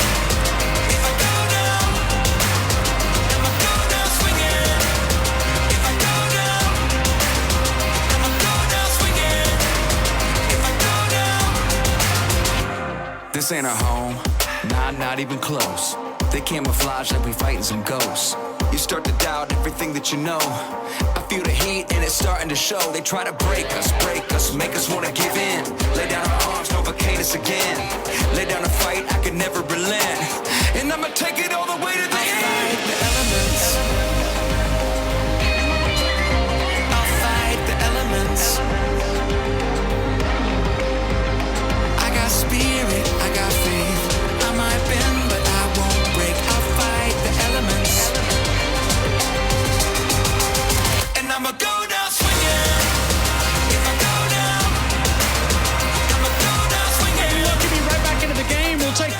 coming up in about 15 minutes. This Alabama football team, they are taking a day off, but it's really not a day off. It's just on a day that they're not able to practice. And I'm sure Martin Houston is one of those old school practice guys, 2-a-days. What do they mean taking a day off in fall camp? And that's just where college football's at. And it has nothing to do with Alabama. It's the NCAA requiring them to not go consecutive days. Tomorrow will be the first day in pads. They're working their way to the first scrimmage. And then also Fan Day on the campus of the University of Alabama. Any excitement around Fan Day when you look at it? We'll talk more about that. We're always powered by Tuscaloosa Toyota, TuscaloosaToyota.com. We are 26 days away, one Bobby Humphrey away from Alabama Crimson Tide football. And I will tell you that Tuscaloosa Toyota did expand some of those interest specials, and whether we're talking about the Corolla, some great options there. Also, the Tundra was also that 1.99, and also they've extended with some cash back options right there at Tuscaloosa Toyota, TuscaloosaToyota.com. So great opportunity there. The inventory pretty solid. When you look at the inventory, you can view that online at TuscaloosaToyota.com. Martin Houston, when I say no 2-a-days and multiple days off, they took Friday, they take Monday off. Give me your reaction. Hey, they don't make them like they used to, do they? I can't say I hate them for it, but man, Ryan, I'll never get my freshman year. We had 3-a-days. 3-a-days? Was that legal, Martin? 3-a-days. I mean, the NCAA bylaws are long gone, but let me break it down, Ryan. The first 4 days we had 12 practices.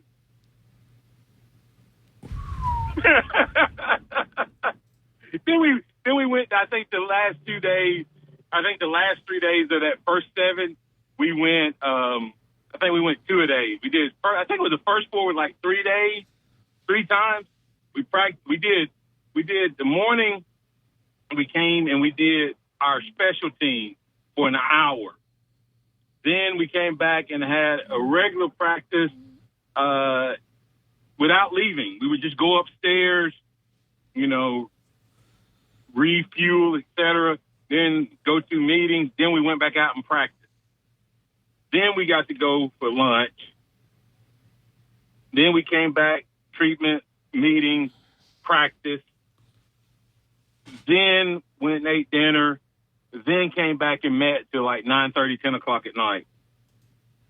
All right, and we did that for 7 consecutive days. Okay, looking back, looking back though, okay, looking back on what we're talking about, and looking at the approach that now college football and the NCAA have placed upon these colleges. I mean, Kalen DeBoer, but if you ask him, he would probably like to do what you're talking about because you can get more practice time in. But which one's better, Martin, in your opinion? Well, I think it's a combination of it. I think the fact that when I was coming along, Ryan, there wasn't a lot of guys and whole units being here all summer. That was not a normal thing. Guys would go home, etc. Well, the year we won the national championship, that was the summer that the most guys, virtually every guy was here, and we got a lot of work in the summer. With the way they have it structured now, where we had spring, and then we didn't have a whole lot of install that we could work on during the summer. These guys are doing that all summer. So the 2-a-day part of it is getting acclimated to the heat, but the other part is just getting a reps where you have a practice where you walk through it, practice it, and then come back that second practice. I think that they probably need more than they do now, but I think what we had was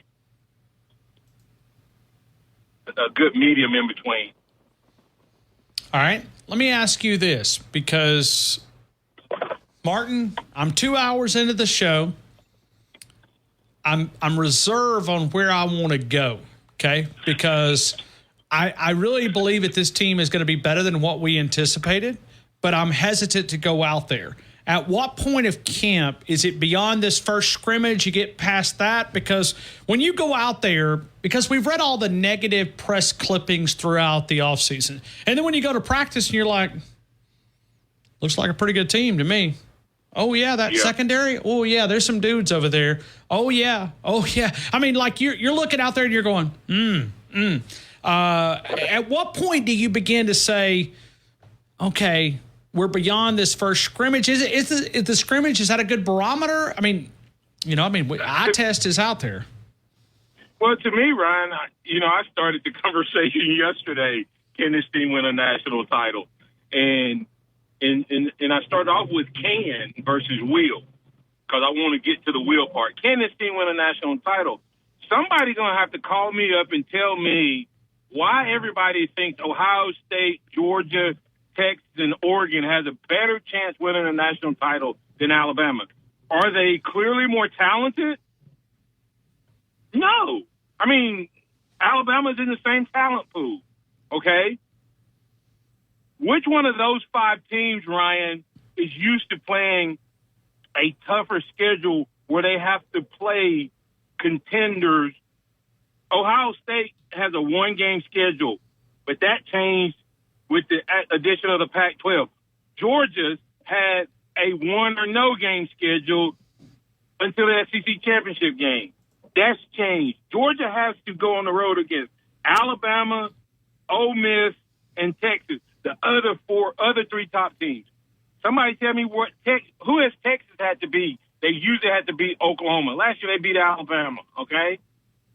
But Oregon, all of these teams have to play more teams. So that's not an advantage. Ryan, this is the part. You ready for this? Okay. First time in 15 years, this team is hungry. No national championships by a senior class the first time in 15 years. And DeBoer even mentioned that about these guys just want it. I was like, okay, the first 2 days, is this just about them being excited? But he said they got it. They want it. That's number 3. First time an Alabama team this talented has been this hungry before, and since Saban got here. And last, but there's other things. But one more thing that I would add to that. Tell me where Kalen DeBoer has went and the program slacked off. Yeah. Okay, and went backwards. You can't find one. Even when he went at the OC at Indiana, they got better. So if that's the case, why is it that Alabama all of a sudden is so far off compared to everybody else? That's the part I'm trying to grasp. And then I'll tell you this, and I'll shut up. Kenneth Smith III said, and now you throw in the fact that Alabama has the most dynamic quarterback in the country, and his coach just said the dude just had his best 2 practices since I've been here.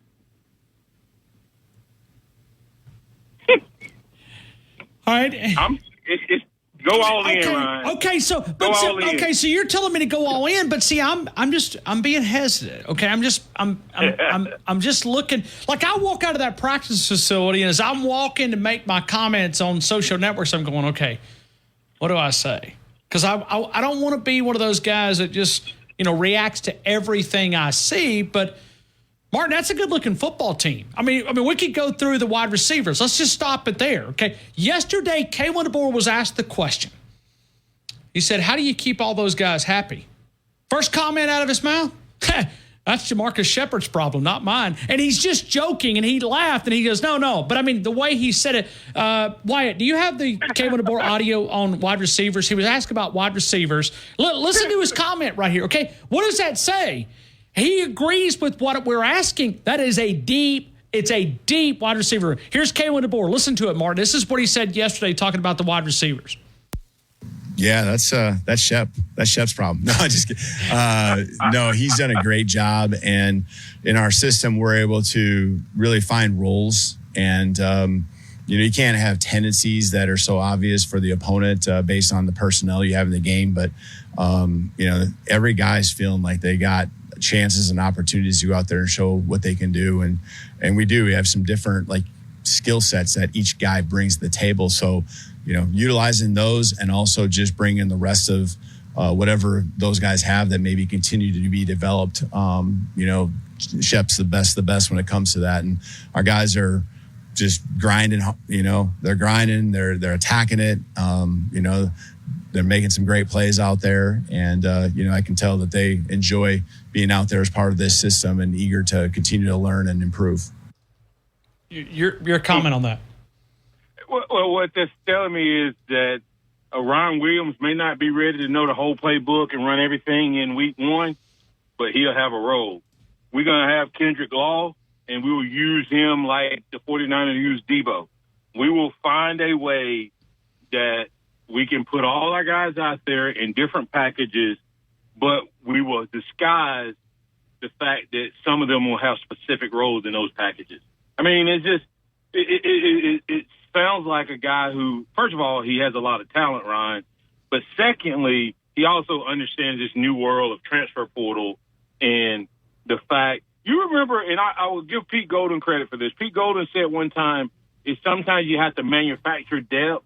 You remember him saying that? I don't know if you remember it or not. But his point was, right. His point was, we have a guy that may not be able to play every down, but he can cover on third down. So we will only teach him the third down package. So we've created depth, manufactured depth, that on third down, we have another guy that we get in the game. Well, it's the same thing that he's saying here is that this is a deep room and they are working on packages. Ryan, I'm telling you, I know we're early. You talking about being hesitant? Man, after seeing Ryan Williams make a couple catches the first day, after seeing Ryan, you know what I did? I put up a video, said, is he deuces loose 2.0? I mean, I'm already in. Well, and really he's a combination. When I look at him, and I think Rodney Orr said this, I hope I'm giving the right guy credit. It's almost like a Devontae Smith and a Jalen Waddle mixed together. Yeah. He's running the precise routes, but he can get in and out. And, I mean, he is – but I want to be fair to that young man. He should be a senior in high school, okay? I mean, which is scary. Which is the part that, he would have been a 3-time Mr. Football player, okay? Now listen, and the one area that I'm trying to be negative here, okay? I'm gonna try to be negative. They can't afford injuries at key spots, okay? Like, if you had an injury, and I think you could probably say this a lot about a different situation, but what if you had an injury at center with Parker Brailsford? You'd be in trouble. If you had a injury at left tackle, and I know they're trying to get Elijah Pritchett to where they wanted to be with that little 3 rotation they're doing, but I think that would be an issue. How about an injury at safety? You feel pretty good about your first team guys with Keon Sabb and Malachi Moore, but you can't really. So injuries would prevent me from kind of going all in the back of my mind. But Ryan, let me ask you this: name a program that doesn't have the same problem because of the transfer portal. There's not one. All of the depth guys, hit the portal now. But here's the question I have for you, Ryan. We don't. I told Kennington this the other day. As the media, as fans, I don't think we've adjusted to college football. And what do I mean by that? When Ryan Williams, as a junior, who did not go through spring practice, can step on campus and be ready to play, do you question his ability to play? No, right? No, not after what I've seen in 4 days. He's 17, maybe. Okay?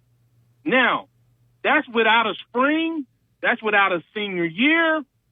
That's without any of that. We forget, Ryan, the sum may be greater than the individual when it comes to our secondary. Yeah, last year we had Caleb Downs. He was unbelievable. But you tell me that a year older Malachi Moore and a Sav who is a veteran, who's older, who has played in a national championship game, national championship level competition, and then you add in Red Morgan and you add in Devontae Smith, who is a guy who, if he wasn't for injuries, would probably have been a starter by now. You have a lot of that's a lot of talent there. Red Morgan very well could be like Caleb Downs if there was not a Malachi Moore. We're forgetting that. Malachi Moore came back as a fifth-year guy. But Red Morgan made immediate impact. We're forgetting that Xavier Brown very well may be Kool-Aid McKinstry. We've seen in the secondary, we've seen the freshmen come in, and the reason they're ready, Ryan, is they have strength and conditioning programs. They have nutrition programs in high school, and these guys have gone through a spring, a full off season, a full spring, a full summer more than we did. They've already practiced more than I did by the time I got to my second camp. These guys have already practiced more than I did. They're ready, and I think they're uber talented. So I think we have more depth than you think.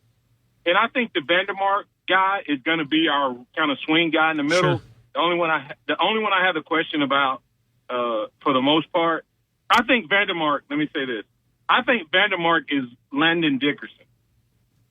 I think he's a super talented guy that couldn't stay healthy, and will get here and be a guy that we'll see that was probably a pretty good football player. Not that he would be as good as Landon Dickerson, but that type of scenario. Defensive line. When you look at Freddie Roach, that is a big group. They have a lot of bodies. I mean, they have, when you go to that defensive line group, really, to be honest with you, I thought that they might lose a couple of those guys in the portal. They did not.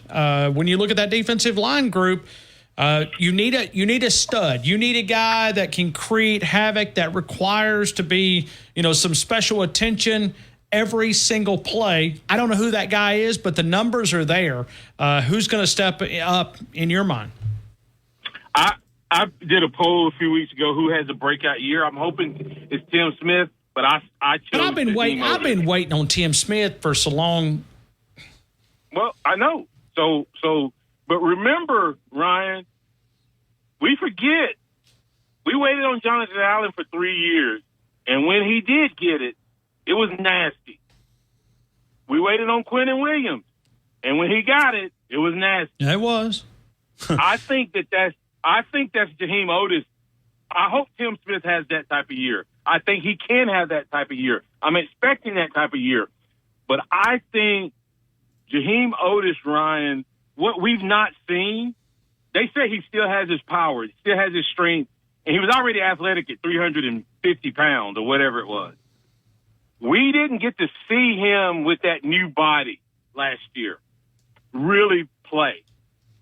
I think that guy in this defense, where he doesn't have to play 2 and 3 gaps, where they have to block him versus him having to, and I hope this makes sense, Mount Cody was a space eater, right?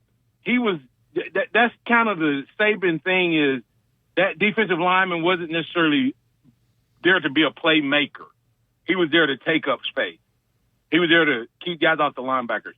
I think that this defense allows those guys to make plays. I think Otis is going to be a nightmare to block. And one last thing is, has a coach ever bounced back from being on what some people considered a wish to change list or whatever? I remember a couple of years ago, people were questioning Freddie Roach, and now he might have the best set of dudes in the country.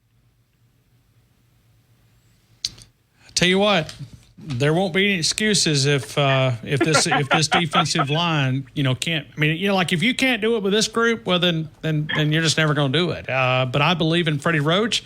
I know how important it is to him, and maybe this defensive philosophy is something that kind of clicks out there. Kickers. I mean, I went through yesterday and I asked Kayla DeBoer during the media availability about specialists, and I went about kickers, and his follow-up comment. Well, we may have the best specialists in the country. And I agree with that. And you know what? That's a great reminder. When you've got an offense that, is able to score, great. But if you've got a punter, I heard yesterday in practice, James Burnip hit about a 65-yard punt. Boom. I mean, he's got the power. I mean, you ever watch his leg? I mean, it thumps. We were talking, I think it was Peter Kim that we were talking to about this. And I mean, when you hear James Burnip, you can hear that thump all the way in the stadium. I mean, he's got the leg. Kind of reminds you of little J.K. Scott out there. Yeah, that's the the interesting part, Ryan, is that hadn't even been part of our conversation. Think about this: punter adds to defense, field goal kicker adds to offense, right? So we now expect. You look at the two games we lost last year. How many points we scored? 20. Do you see us going into any game and coming out scoring 20 points? Only 20 points? Right. That's what I'm saying. It's like the two games we lost last year. We dogged the defense, and we say we got blown out by Texas, but what was that score? Really, Texas didn't run up a bunch of points on us. But how many times can we get in a situation, Ryan, where Burner flips the field and puts our defense in a good situation? Coach Stallings, this is one of the things Coach Stallings taught me as well as anything, Ryan, and we forget this sometimes. If a punter comes out, Ryan, and he kicks it 60 yards or 50 yards, and defense gets the 3 and out, and the next punter comes and kicks it 40 yards, you just got another first down. Right? And you just keep that going. All of a sudden, you go from your 30 to you're at the 50 because of your punter. And now you get a first down and you got a kicker that's scoring 3 points. It's just, and over the course of a game, you lose track of that. But when you have two guys like we have, it's going to be unbelievable. And Ryan, based on what you just said about the running back room, I'm willing to bet that we're going to be pretty special in the return game on punt, too. Oh, yeah.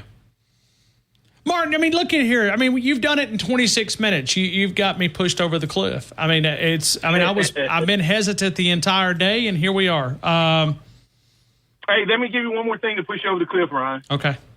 You have any concerns about the defensive backfield? A little bit, right? I mean, I guess somewhat, but I mean, look at last year's team versus last year's secondary versus this secondary. What would you rate last year's on a scale of 1 to 10? The secondary? Yeah. I mean, pretty solid. Yeah, right. I mean, so 8.5, 9. Okay, what would you rate this one going in? Like before camp, probably before camp, probably about a 6. But then when you go out and you see the eye test is there. You're looking at Keon Samuel. Right. Well, here's the other thing. And this we're replacing a lot of starters, Ryan, but we're replacing them with experience. The DBs that are coming in, all the DBs we lost that would have been our guys that were coming in, except for Caleb, had no experience. Okay? So we brought in Mack and Seb and Jones and Howard. So we brought in all these guys that have experience. But here's the thing. Rate them out, Ryan. 8.5 last year. What you got this year? 7, 7.5? Well, I mean, it was probably about a 6 before practice Right. started. But, I mean, I would put that at about a 7. Yeah, 7.5. I think it's better than, I mean, when you go out there and you look at, like, Xavier Brown, he reminds me so much when I used to stare at Minkah Fitzpatrick. I even went back and I went dialed into my photos and I went, I'll never forget when I saw Minkah Fitzpatrick for the very first time. I kind of, you know, you look back and you look at Xavier Brown, even though we saw him back in the spring, Xavier Brown checks those boxes. I mean, you're looking and going, plus he's a little bit older than your typical freshman. He's 19. Right. Plus he played at Modern Day High School, which is one of the top high school programs in the entire country. Plus he plays with those Southern California quarterbacks and those wide receivers that are just all world. And he's been through an off season in the spring and as you the said, summer. and it's 7-on-7 and the 7-on-7. Okay, that's good. So that should get you about 7 he's had to guard the other freshman, Ryan Williams. Right. So that gets you about 7.25, right? Okay. Okay. All right. You ready, Ryan? I am. Now, what do you give for the simplicity of these athletes not having to think so much and being able to react in this new system under Womack versus the complexity that Saban used to have on the DB? Because is that worth a half a point? Man, I'm so frustrated with. We used to watch Saban secondary. Get your head around. Get your. I mean, how could it be his specialty? And it would drive me absolute crazy. And it had become where it was just a pass interference. It was easy to call because they could call it. Yep. Now, so would you give it a half point or a quarter point? Which one? Probably a full. Okay.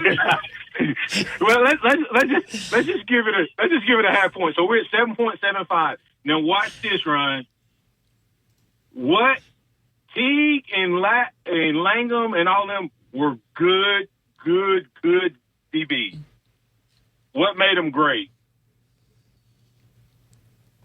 That rush. Copeland and Curry. 10 and a half sacks in 1992 for both of those guys.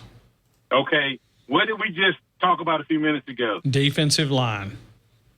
When you put that all together, Ryan, I think this secondary is as good as last year and may end up being better with more turnovers and takeaways. All right. I'm not going to make my predictions. Yeah. Hey, Martin Houston, I'm gonna get through one scrimmage. Okay, I'm not going off the deep end yet, but I'm close. Okay, I'm there. I'm just on the can part. On the can part, Ryan. I'm not on the wheel yet. I'm on. They can win it all. Well, here was and I took the easy way out. I just went through the coaches poll and I said top 5. Alabama's at number 5 in the USA Today new coaches poll that was just released preseason. And I said they're going to finish higher than that number right there. They won't finish 5th. They're going to finish higher than that. They're going to finish higher. So that's an easy way out. 4, 3, 2, 1. And I think all of them are possible, which is going to drive college football nuts. Martin Houston, I appreciate you, man. I got to get out of here. Appreciate you, Ryan. Sorry to keep you long. Hey, Dr. Waits told me to tell you to tell Daniel he said hello. Okay. Right. Look at him getting a plug. I mean, the younger brother gets a plug. Sometimes he listens, but he likes to. He works out in the sun and all this mess, in August. So he's probably laying in one of those cold bathtubs like those football players do, getting IVs in both arms. So that's. Dr. Wade said he's the nicest person he's ever met. So tell him kudos. So Dr. Waits is right up there as well. So I know they have mutual respect. Hey, Martin, thanks, man. Appreciate you. Hey, by the way, Martin, I will say this. I saw it just a couple of minutes ago. There's some reports coming in. I know you're a man of faith. Looks like that there's been some missile attacks in Iraq on our U.S. troops. So, oh, man. I mean, be praying for those guys, the Middle East right now is so much tension going on. So I keep looking at all this. I'm sitting here talking about football, and I'm like, man, oh man. I mean, it just. But it looks like. I mean, I'm seeing some reports out here that it looks like that there's some issues. I mean, we all know the tensions are high in the Middle East, but it involves our U.S. troops. That grabs another attention. So, hey, Martin, appreciate you, man, as always. Appreciate you, Ryan. Roll Tide. Right back to you. We'll continue with more of the game. Tide 100.9, 1230 WTBC, your home of Alabama Crimson Tide Sports.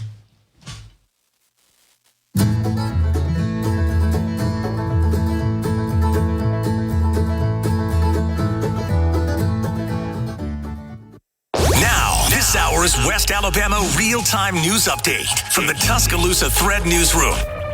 Another new business is set to open in Northport this week, bringing the city its first major drive-through coffee and donut shop. In addition, the CEO of a large gaming center in Greene County says the newcomer's pitch to bring live greyhound racing back to Alabama is unrealistic. And the Alabama Crimson Tide have not been ranked in the top 3 of the USA Today's coaches poll for the first time since 2009. You can read about these and more at TuscaloosaThread.com. Get 24/7 local news coverage and sports updates when you download the free Tuscaloosa Thread app and sign up for twice daily email newsletters. Tide 100.9 Traffic. Tuscaloosa traffic now from the Townsend Nissan Traffic Center. Big delays on 2059 moving in that northeast direction at 69. Watch out for this major crash. It's got a couple of lanes down with a solid delay back to Joe Malisham Parkway. The usual at the Lurleen Wallace McFarland Boulevard. Virtual interviews, all from your employer dashboard. Visit Indeed.com/credit and get $75 towards your first sponsored job. Terms and conditions apply. Tide 100.9 Tuscaloosa weather. A sunny, hot afternoon. Tuscaloosa's high at 94. Clear tonight, the low 74. The weather stays hot and dry tomorrow and Wednesday. Lots of sunshine both days. Highs in the mid to upper 90s between 95 and 98. I'm James Spann on the ABC 3340 Weather Center on Tide 100.9. MedCenterUrgentCare.com. We expect the unexpected. Locations in Tuscaloosa, Northport, North River, right there off Rice Mine Road, Fayette, Demopolis, Hoover. The great doctors, urgent care, family medicine, injuries, occupational health, sports physicals. We do expect the unexpected. Usually checked at least once or twice a year. Let your doctor know you are concerned about the health of your kidneys and ask what you can do to keep your kidneys healthy.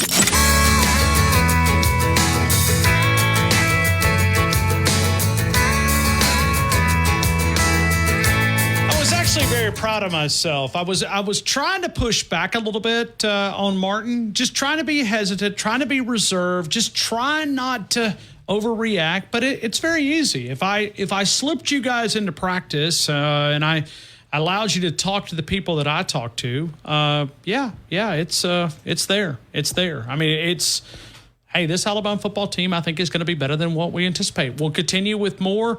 Robert and Brookwood, you're going to be the first caller. We'll get you in 90 seconds, actually 2 minutes. T-Town Tide, 100.9, 1230 WTBC, your home of Alabama Crimson Tide Sports.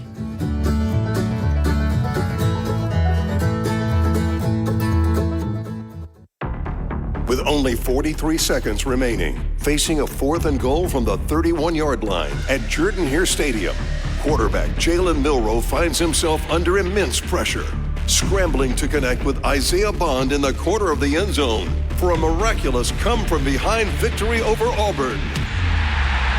The jaw-dropping 27-24 result came on the 10th anniversary of the Kick Six. Daniel Moore is proud to announce 4th and 31, his upcoming oil painting featuring the now famous Gravedigger play.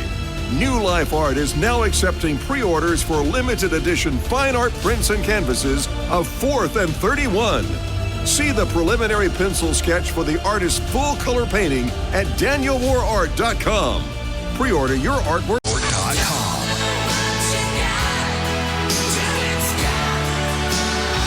Cinderella's Tom Kiefer. Live loud. Nuke's Eatery, they're on the fringe of the campus of the University of Alabama, close enough that you can smell the championships. The Nuke's Q sandwich, still the number one sandwich across the franchise. The French dip sandwich, I think, is going to challenge for that number one spot. The double club, the single club, you can pair those up with a great sandwich, salad, California-style pizzas, all available for catering from a group of 5 to 500, a small office party to a large corporate event. Joel Brumfield, they've done a great job for my family. They'll do a great job for you. 205 University Boulevard, 205-758-2455. Nuke's Eatery, close enough that you can smell the championships. Did you miss any episode on Tide 100.9? Don't worry. All of our shows can be found on Spotify and Apple Music and on demand on the Tide.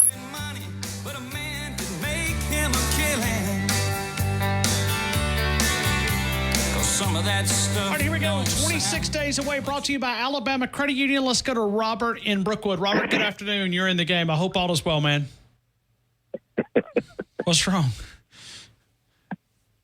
Ryan. Yes? Please, God, don't ever send me a text like that before I'm home. Just don't.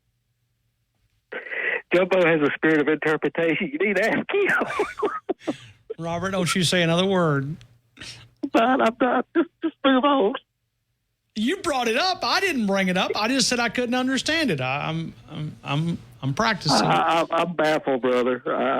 Okay, anyway. Good show today.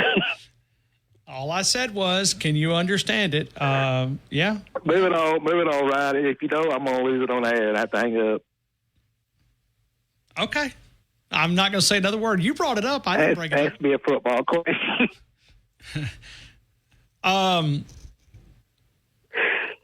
Do I bear break? I ain't going to do that on air. No. The text we got during the Texas A&M game last year, you remember? No. No. I spit my tea out. It was all-time great. Anyway. All right, Robert, this is all inside stuff. All inside stuff. All right, so here we go. You said you had some questions for me. I'm ready.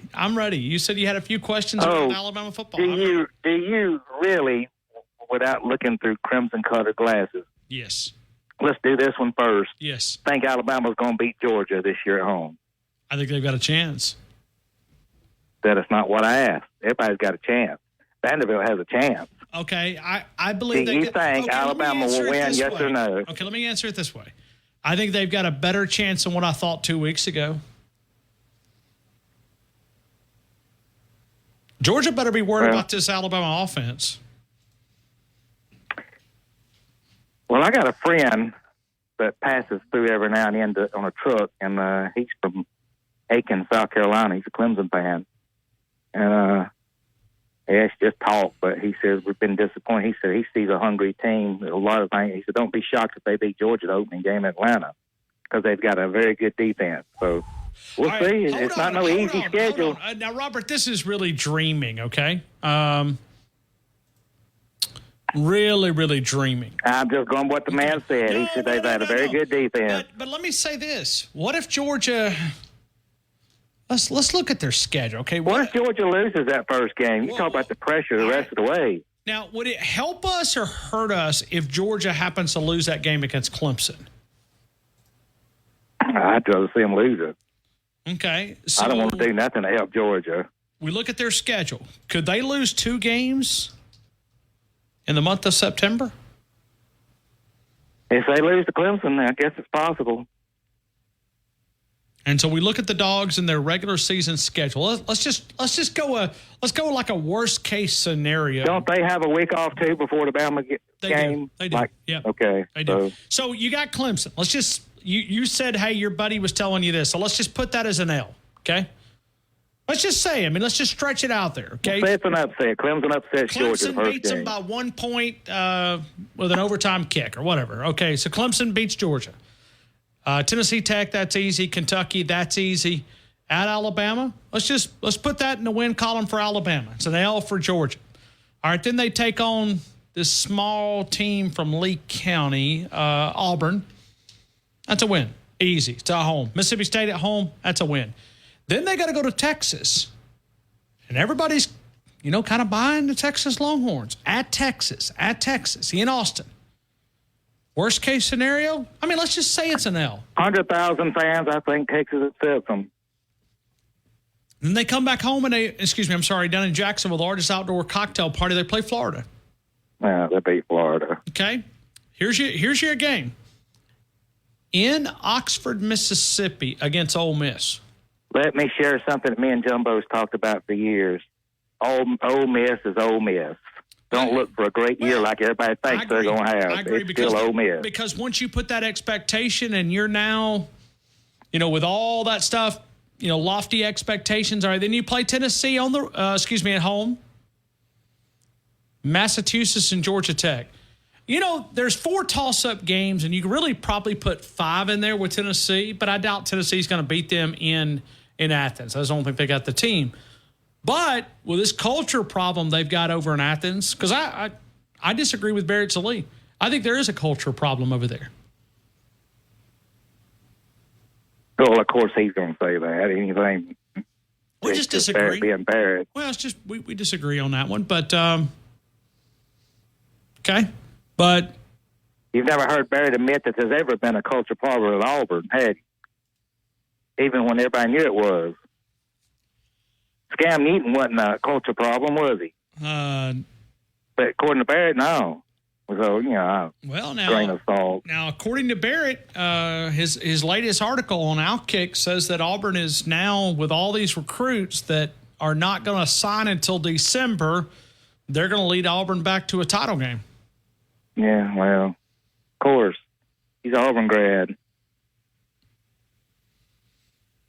I lost a lot of respect for Barrett Sallee to the national championship game.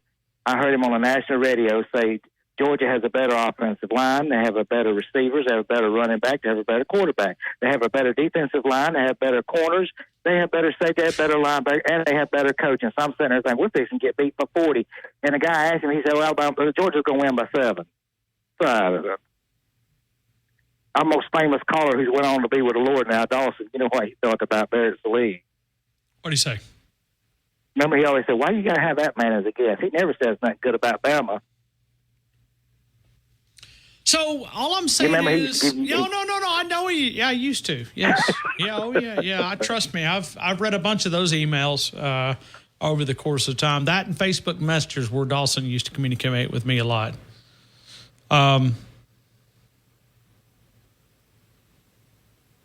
But you do kind of look at this Alabama football team and there's a reason to be excited.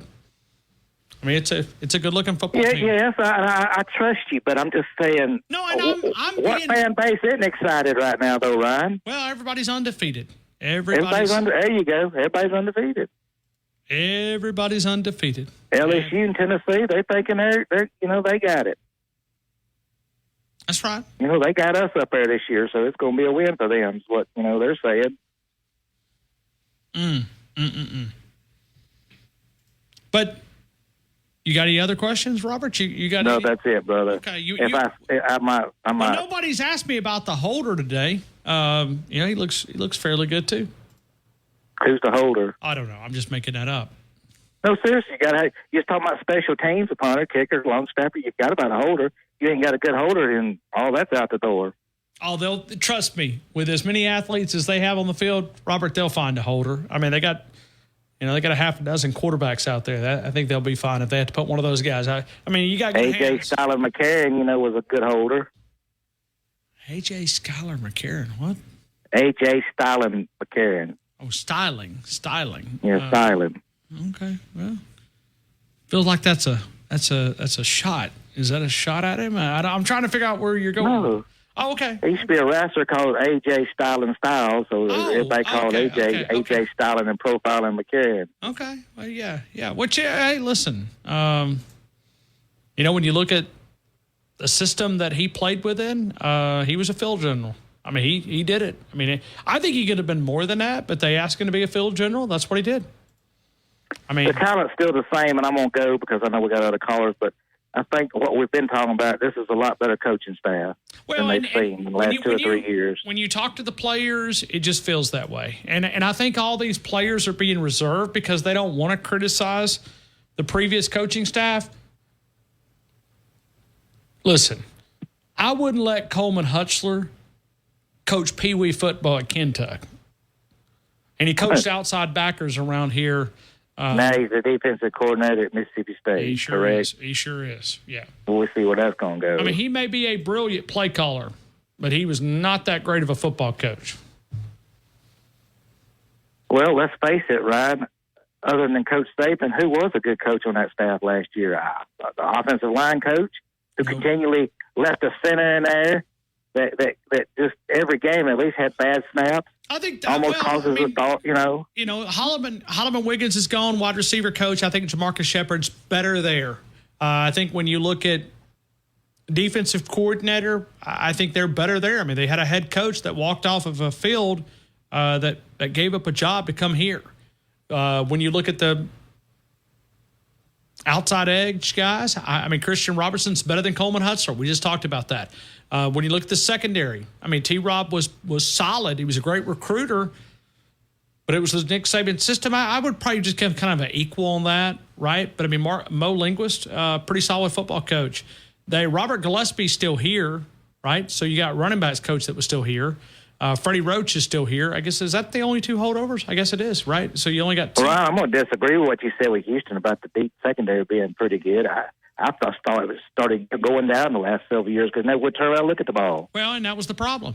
I never understood that. Nick, that's his baby. I mean, and it was always an issue with the secondary. I still can't get over the Tennessee game. 5 touchdowns and you couldn't make adjustments on defense. 49 points scored on the road and you lose. Okay. That was embarrassing. I knew then this was going down.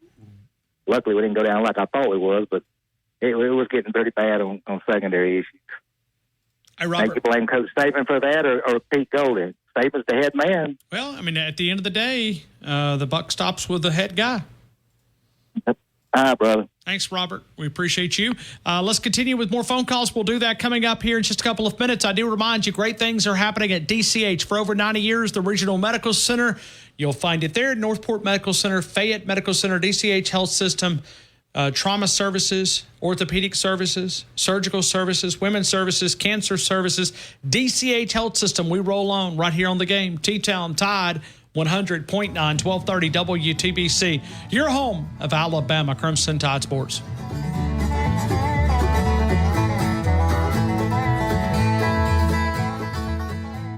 Tide 100.9 traffic. Tuscaloosa traffic now from the Townsend Nissan Traffic Center. A big beef up on 2059 in the northeast lanes. You have a major accident just before you get to 69. It's got traffic costing you a solid back to Joe Malisham Parkway.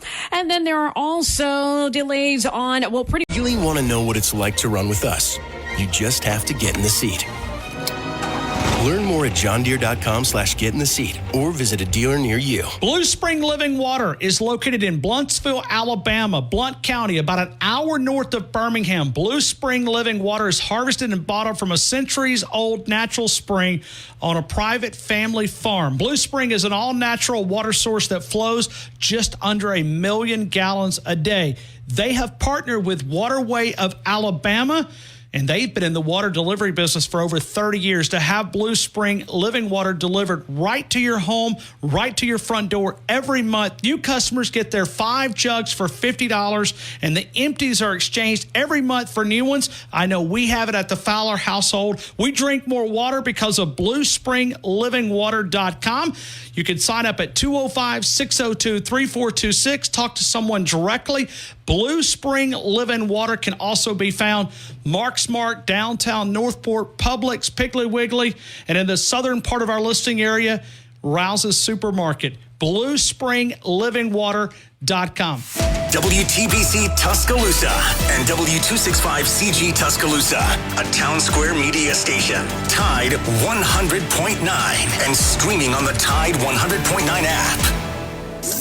From the Fox Sports Studios in Los Angeles, here's Monsi Bolaños. At the Olympics, USA men's volleyball taking on Brazil in the quarterfinals. They are up 2-1. They just got going in the 4th set. Women's 3-on-3 basketball defeated Canada and won the bronze medal. In the NFL, Chiefs and star kicker Harrison Butker have agreed to a 4-year, $25.6 million contract extension, making him the highest paid kicker in the NFL and tying him to the team through the 2028 season.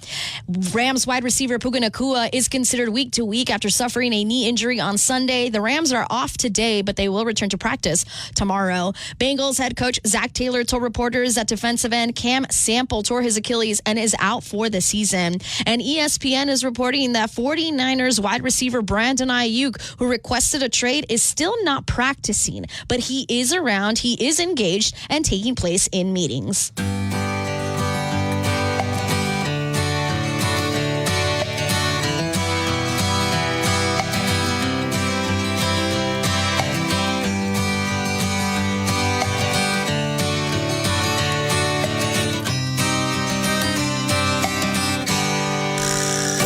Rolling down a backwoods Tennessee byway, one arm on the wheel, holding my lover with the other, a sweet, soft southern thrill.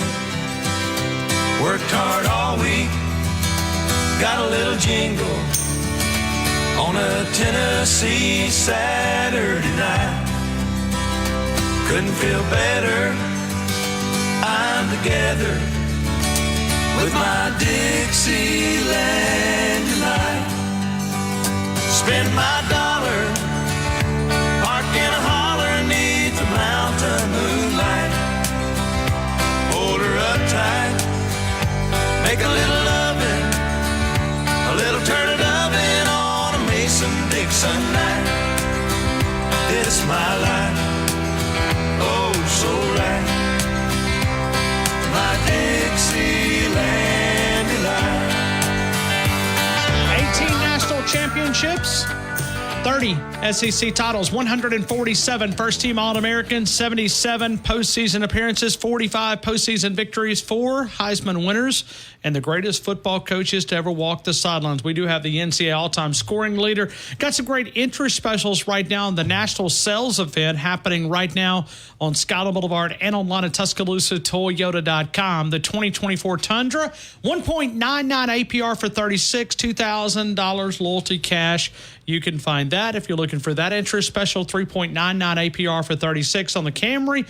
You can find that. The RAV4, 3.99 APR for 36 on the RAV4. If you're looking for the Highlander lease for $429 plus $1,000 loyalty cash, it is the National Sales Event happening right now, Skyler Boulevard and online at TuscaloosaToyota.com. We're 26 days away.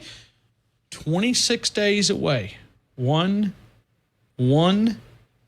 Bobby Humphrey away from Alabama Crimson Tide football. Let's continue with more phone calls, and we go here to Tommy Romulus. Tommy, good afternoon. You're in the game. I hope all is well.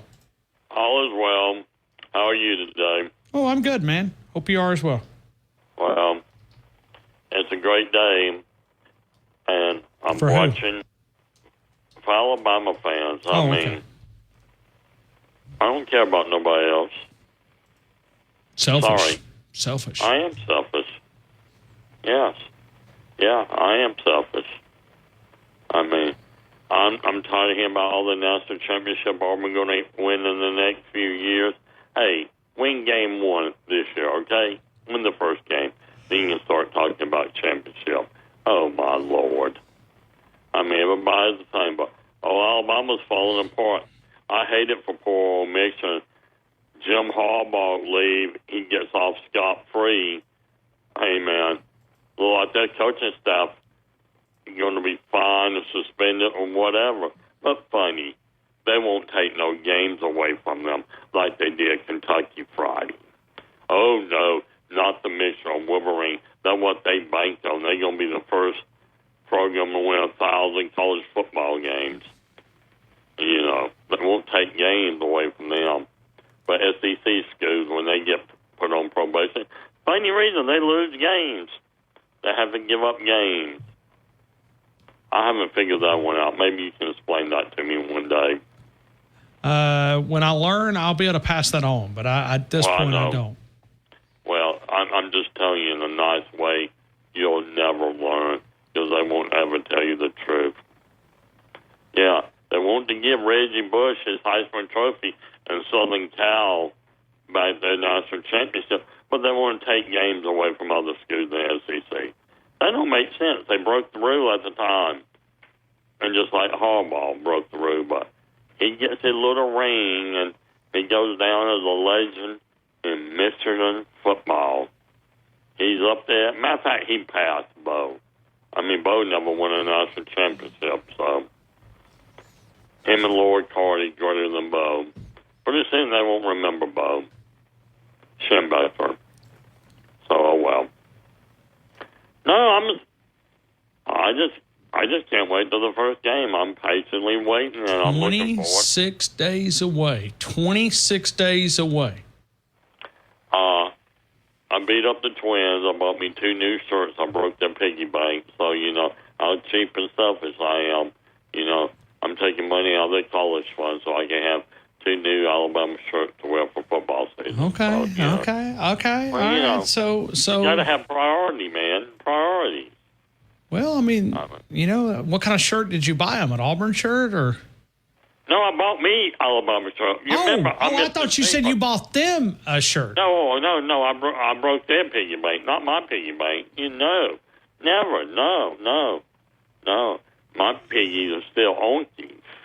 Whatever a pig does when he's got all that money. No. I'm not worried about them because their mother told them they couldn't go to Auburn. She wasn't going to pay for it, and she would disown them.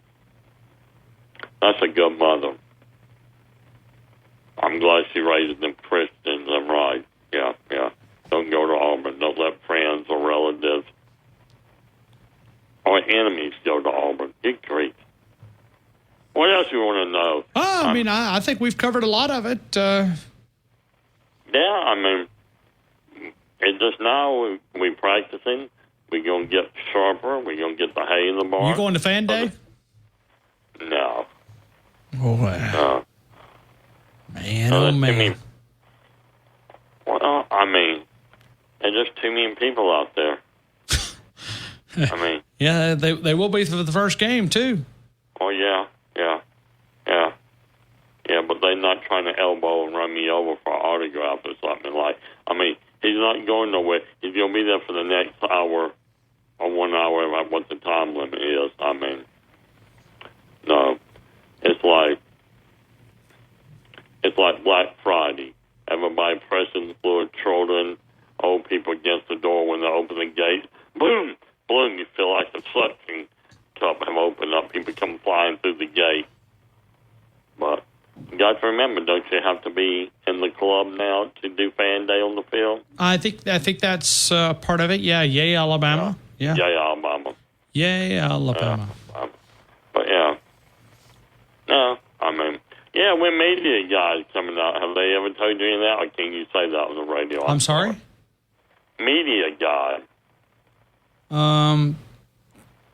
Tommy, I can email you a media guide. Do you want me to do that? Yeah, you've done that for the last year.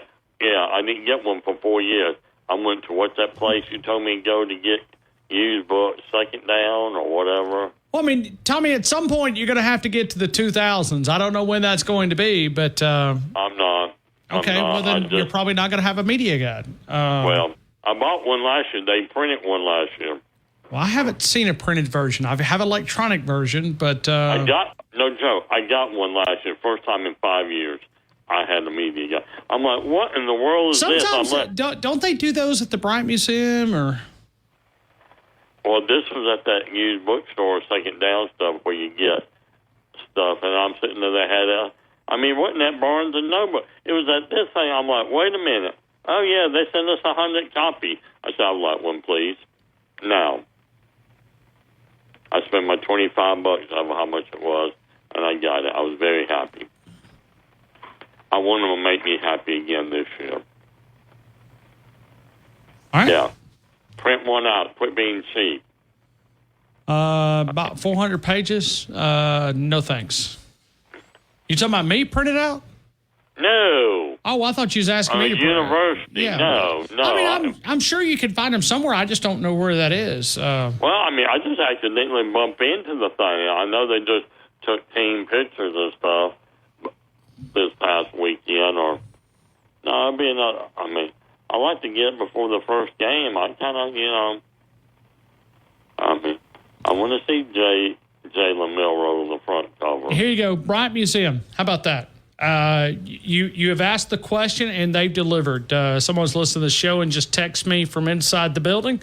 Bryant Museum. So there you go, Tommy. This is a. They out now? No, they're taking pre-orders right now. So you need to call over to the Bryant Museum and get those guys to put you on the list. I got to go to Ollie meeting in the next. What do you have a debit card? I mean, do you have a? Well, yeah, I got a credit card. Yes. Okay. Well, I was going to tell you could probably call them and they could probably take it over the air because there's probably a form on the internet that you need to fill out. I'm sure they can probably help you with that. Yeah. Keep on rubbing in. Yeah. How about those mobile tickets? How's that working out for you, Tommy? Oh, man, they're wonderful. Yeah, I just can't imagine living in 2024 Amish. Well, when they don't bring the surge and your governor, you voted for that Auburn won't deliver. And my congresswoman said, I'm going to bring this to you. They already spent the money. These lying politicians. Don't get me going on politicians because every one of them freaking liars, okay? All of them. All of the above. All of them above. I mean, if I had a choice of saving kittens in a boat or puppies or politicians, y'all going to drown. I'm going to save the puppies and the kittens and throw a big brick and some chum in the water so Jaws can eat you. I doubt Jaws would touch them, the politicians. I mean, I'm being mean now, but hey, it's Monday. I just want to get the week off on a good start. Yeah, I'm excited about our receiver our second day. We're going to be fine, everybody. It's going to be great. I'm looking forward to it. I think we'll average about 45 points a year per game. I'm fired up. I believe we're going to ball control. Our offense is going to help our defense. I'm good. I mean, I just can't wait to get back in Bryant Dean Stadium. That'll be good. Well, there you go. We'll call the Bryant Museum. You get that media guide. Like I said, I would send you one electronically, but I'm not even sure if I'm allowed to do that. But I know. I mean, I would do it for you. I'd take a chance, but well, I don't want you to break rules. You're in such good standing now. I don't want you to jeopardize your good name in the football community at Tuscaloosa. I mean, you would probably enhance my name, but I hear you. Thanks, Tommy. Well, all right, man. Be good. Roll Tide. Roll Tide. The Bryant Museum just sent me a link to the guy. I don't know if they're trolling me or trolling him, but Tommy, if you're out there listening, maybe you can get somebody to go to the Bryant Museum store, and you can pre-order those right now. $25, your media guide. I'm sure they would make exceptions for the Amish. They might give you a discount if you come in. I don't know. I mean, maybe that's a method. But Biscuit Bruce, I never met anybody that lives so primitively than Tommy. But welcome to my world. Well, it's always great to be on Tide 100.9. No. Hold on. In the Amish world. You have a cell phone, do you not, Biscuit? Man, look, I got email. I got all that stuff. What are you talking about? And you got that new Twitter. I'm all the way. Look, Tommy's not even in 1990 yet. No, he's not. They're not even in 1990. And look, at least I'm up to 2015. Yeah. I mean, we're trying to get Biscuit on Twitter, but that was our long-term project. From a few years ago. Well, what did I tell you? As soon as Nick Saban gets on Twitter, I'll get on Twitter. Yeah. So that never did happen when he was coaching at the University of Alabama. It still has not. And anytime I've been told that they mention it to him, he thinks it's the devil. So. Well, it usually is if that's all you do all day is spend your time on Twitter. Twitter. Yeah. Yeah. It's not something gonna get or. It's not Twitter anymore. It's X, I guess. Yeah. See, I mean, you are. I see. You corrected me. I still call it Twitter, but it wouldn't make any difference what you called it to me. I don't have it, but I keep hearing people say, well, can't say Twitter no more. It's X. It's X. It's X. I mean, what difference does it make? So, look, I'm going down this road. If I lose you, it'll only be for like 3 seconds. Okay. This road is ridiculous. So, look, are you giving anything away today? Let me check. No. Okay, well, can you just send me a updated version on the days you're going to give stuff away so I'll know what day to call and what day not to call? I'm now considered Saturday we're going to give away tickets to Fan Day for free. Okay. So that's an option. Yeah. Put my name in the hat. I got a pin cap that we can give away. Oh, a pin cap. Oh, now is it a big pin cap or is it like an expensive pin cap or? No, it was one of those pins that you get from Walmart. Ooh, yeah. Oh, I thought he said a ping, like the driver, P-I-N-G. Oh. So. Well, yeah, he was saying, put my name in the hat. Put my name in the hat. Matter of fact, I'm sitting here with a crimson with white, got ping cross front because that's what kind of driver I use. But anyway, that's a different story. So I thought it was free for all Friday when Tommy got rolling there. I didn't know where he was going with Michigan. He's mad at Jim Harbaugh in Michigan, well, it ain't since been mad at Harbaugh. I mean, you got to be mad at the NCAA. That's right. Or the federal government, whichever one runs football now. We know which one's fixing to. But I think Kamala is running the NCAA. I think, but let me check. Yeah. I have to check. That fits. So that fits to a T. Yeah. What would be taking place in the NCAA is about how she would run it. Yeah. So they're probably on that same wavelength. Yeah. The stock market. I'm trying to think of a nice one. Yeah, the stock market would agree at 1,100 down today. So.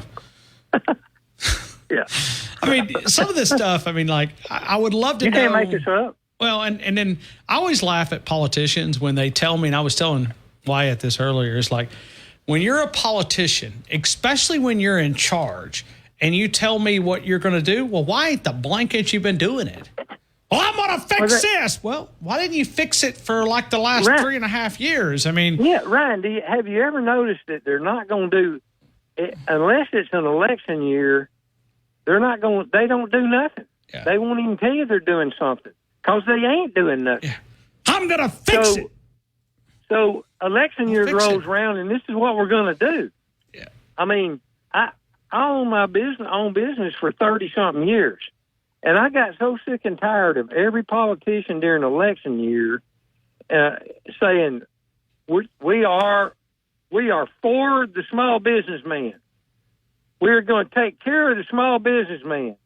That was the biggest crock of BS that any politician could ever say. Because let me assure you, in the years that I was in business, they raped me. They didn't help me, not one time. So, anyway, I didn't want to get on politician. So is Fan Day Saturday? Sunday. So you going? I will be. Yep.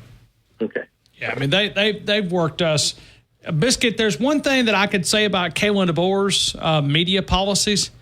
I was not I've been kind of spoiled with Nick Saban of not being able to go to practice, not having a media availability. We worked all weekend, did we not, Wyatt? I mean, we did not. I mean, literally. I mean, we were. I mean, if you want to call watching football's work, but yeah. What's that old saying, Ryan? Be careful what you wish for. Yeah, well, no, I'm not complaining. I'm just saying I wasn't in shape for this. I wasn't. You know what I mean? I mean, like it's. Yeah. You wasn't prepared yet, but you're getting prepared. Well, because I mean, we haven't had practice availability, like viewing period. Yeah. This is like 2018, 2019. You know, and you come out of practice and you're posting video. I mean, if you're on Twitter, you're not, but Facebook, we put up all of our videos and we share that on the social networks. You know, you got to go home. I'm glad y'all enjoy all that.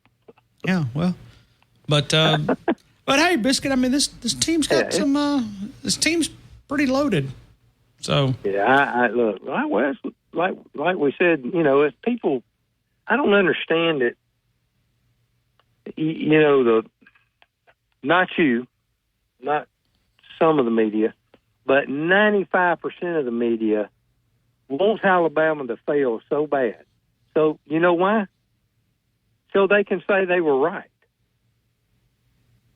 They want to be. They have publicized that the end of Alabama since Saban left, and they want to be right so bad they can't stand it. But they're not going to be, because we're still Alabama, and I don't get. It's not like Nick Saban left and every athlete that was on our football team left with him. I don't get. I don't know, and as already, and most people do. I don't watch ESPN. I don't watch the Canals and them other idiots, and I don't even like Brando. Brando turned me off when, every year, we've talked about it before. If you hit 1 out of 10, you're not a very good, in my opinion, you're not putting out respectable and accountable information, in my opinion. If I hit 1 out of 10, if I predict 1 out of 10, but never one time did he come back and say, well, I was wrong again. For 8 straight years, I was wrong again.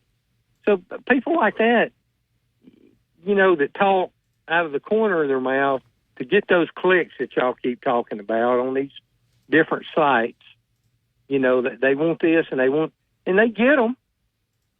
But why would you even look at it?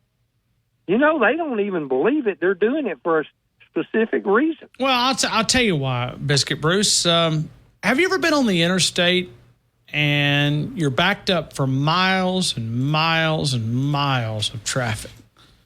Unfortunately, I have. Yeah. And you get I've up been to there. Houston several times. You get up there, and there's one car on the side of the road changing a tire. Yep. Or there's one guy that's had a wreck and he's run off into the ditch. And it's the rubberneckers, right? It's the whoa, and that's what's causing the traffic jam. That's generally what we're talking about here. That's exactly right. That's an awesome analysis, because you're exactly right. It's like, do you mean to tell me I've been in traffic for 45 minutes for that? Wow, I've never seen a guy change a tire because before. Everybody's got to see what that's doing. What happened to that? Well, he had a flat and he's jacking his car up. Boy, that's interesting. Unfortunately, I've been in it for close to 2 hours one time going to Houston. I hope I don't ever. Yeah, then you just get up there and you're like, what in the world is that's going what I said. I've been waiting 2 hours for that. I hate the man had a wreck. Slid into the median, but he's not even in the way. Yeah. And it's 3 lanes. It's not just 2, it's 3. 3 lanes. Hey, Biscuit, I gotta go, but you've won free tickets for Fan Day. Will you be using them? Yes, man. Thank you. That's what I was waiting to hear. Yeah. I was waiting to hear if I won those tickets. Yeah, we're gonna give them out early. We're gonna give them out here. So you've won a you want a pair or you want 4 of them? I need 4, man. Okay, you got 4. I need 4. just walk up to the gate that lets you in and tell them that you want them here, and you'll be good. Okay. Yeah. Okay, that's what I'm going to do. I'm going to walk up to the gate and say, hey, I won 4 free passes on the game on Monday. Roll Tide. So, thanks, Biscuit. Brian, always great to talk to you, man. Always remember this, people. It hadn't changed. It never will change. We are the University of Alabama. Roll Tide. Roll Tide. We'll continue with more of the game. Tide 100.9, 1230 WTBC, your home of Alabama Crimson Tide Sports.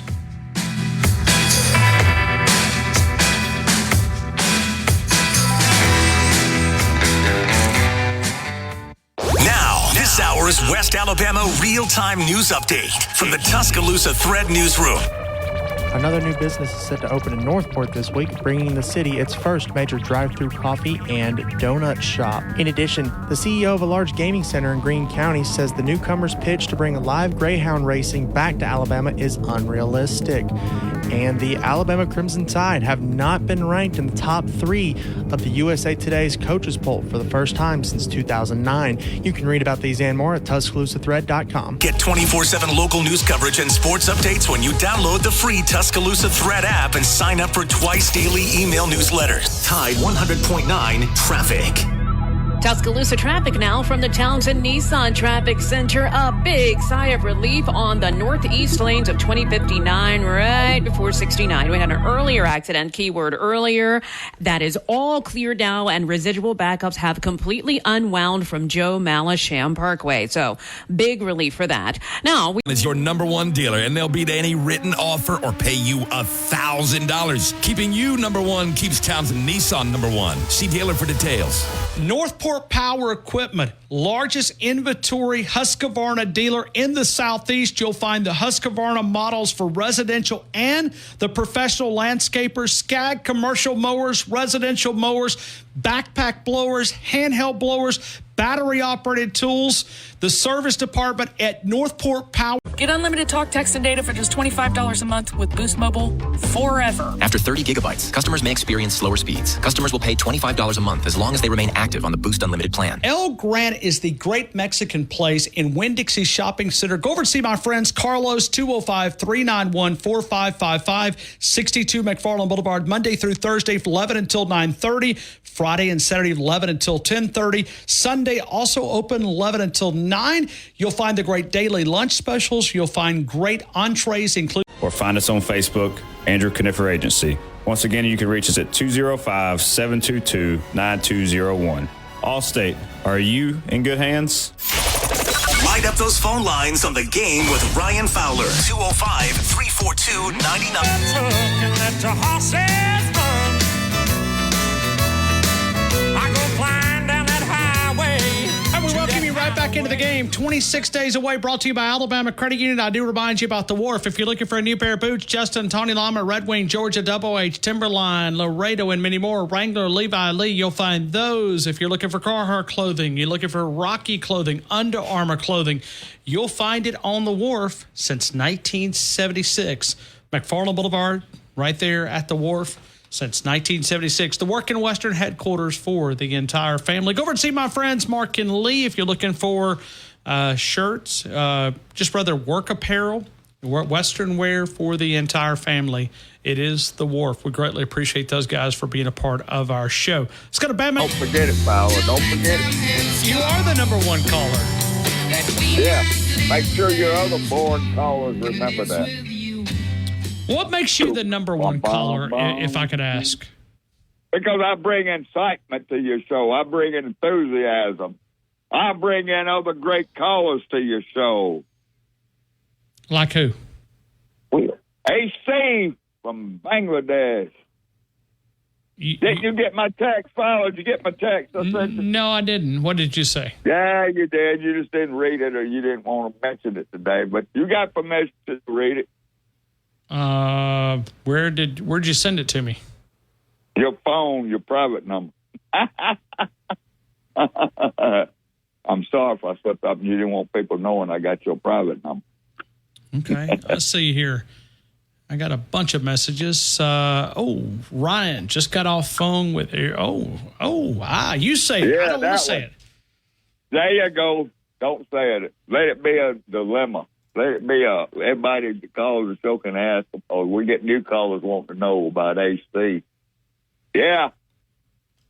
You can call me after the show and I'll tell you. But he told me some stuff that he couldn't. He didn't want out on the air either. Oh, okay. So I respect his. So you and AC are talking? I mean, are y'all? Well, yeah, fella. I mean, I called him. I ain't gonna tell nobody where I got his number, but I called him. I wanted to know if he's from Bangladesh, so I got his number and I called him. He called me back. We had a conversation. It was a good conversation. So he does what I'm doing to your show. We're bringing entertainment. Hold on. We're bringing enthusiasm. Do you take offense? Did he take offense by some of the things that you've said here lately? No, and I don't. I told him, okay, see, I don't. I mean, you get on this Fowler show and badmouth me. I don't take Fowler. I done told you, and I've told all your listeners over the years.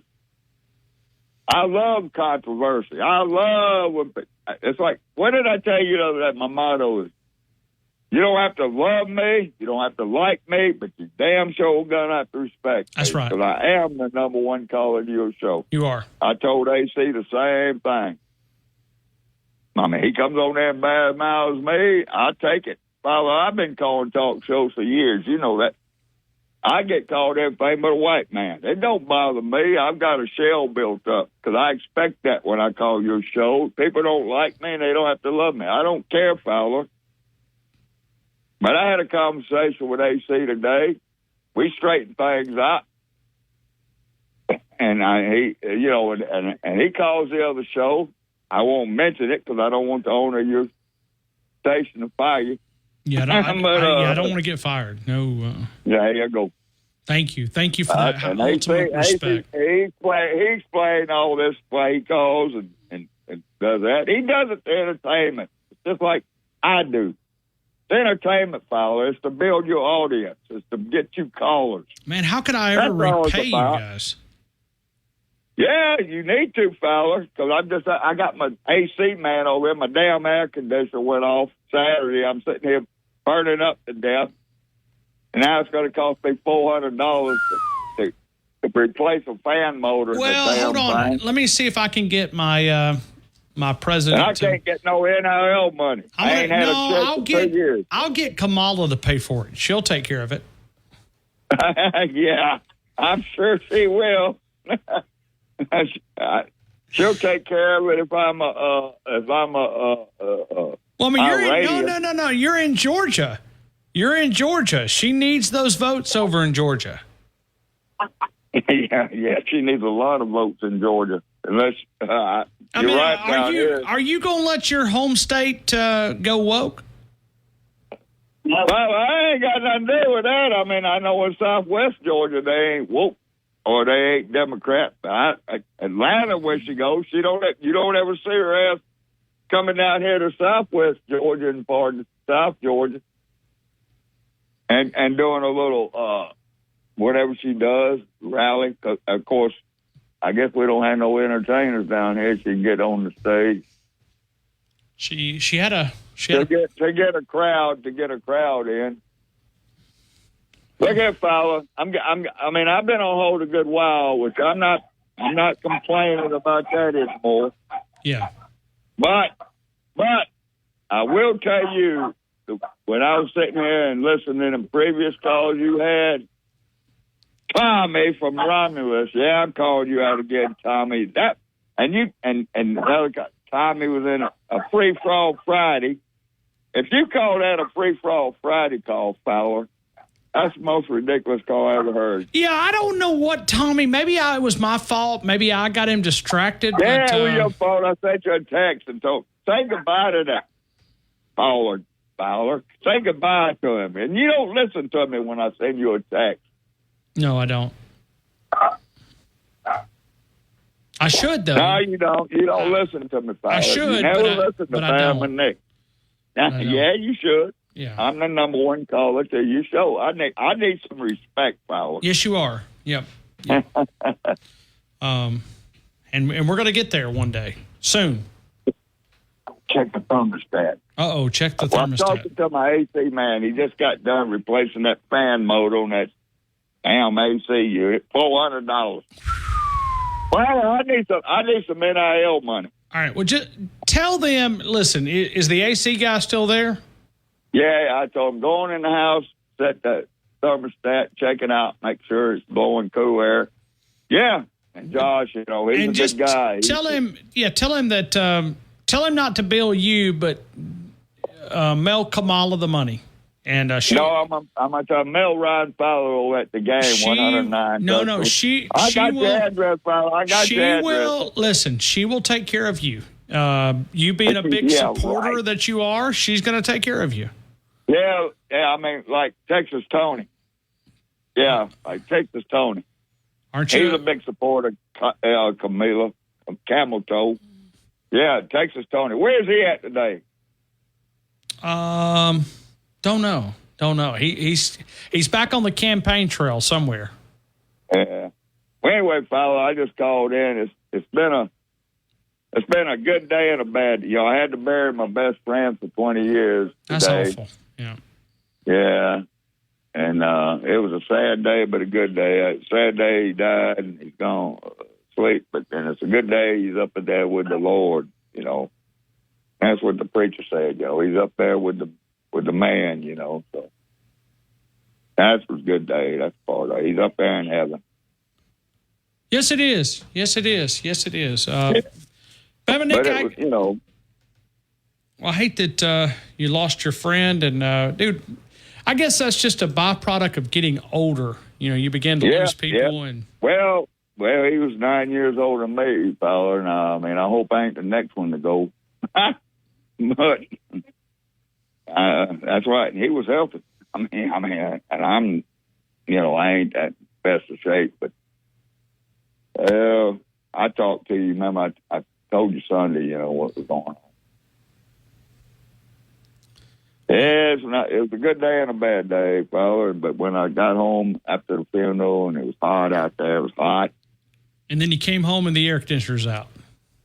Came home, got my drawers and a T-shirt, and started pouring me some damn beer.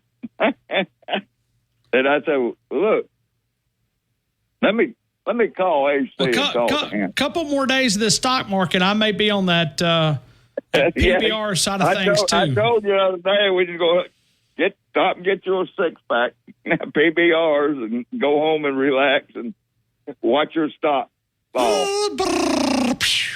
Yeah. So, all right. Well, anyway, Fowler, I told AC when I was class, I said, call Fowler today.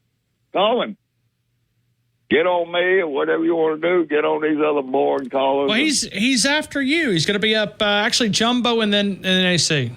Jumbo. I don't know about him yet. Are you still working on him? Okay. I might have to sit down and do a list because I listen to your show. I really do about these callers. I may have to do a new top 5 list. All right, I got to run. So the callers. They say they better come up with something to get some callers to your show, and them depending on me to get callers to your show and make you the greatest show in the Southeast.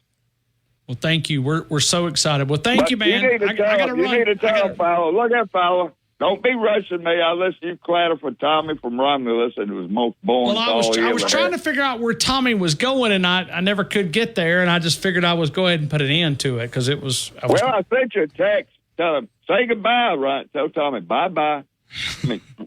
And all you want to do is talk about. Well, I was hoping that he was at some point going to salvage the call, but yeah, it's not where we need to be. But we're going there. All right, you got to run. You got to straighten up now. I'm kind of in a bad mood. I got to sell out $400 because I can't get no damn NIL money. Well, no, the alternative is you stay in the hot air. I don't think you want to do that. Bama Nick, I got to go. No, man. I got my babies there. I got my dogs and my babies, and they can't take it. I can take it because I can sit out here and drink till midnight when it cools off. It goes back in. All right, we got to run, man. Thanks, Bama Nick. Can't take it. Well.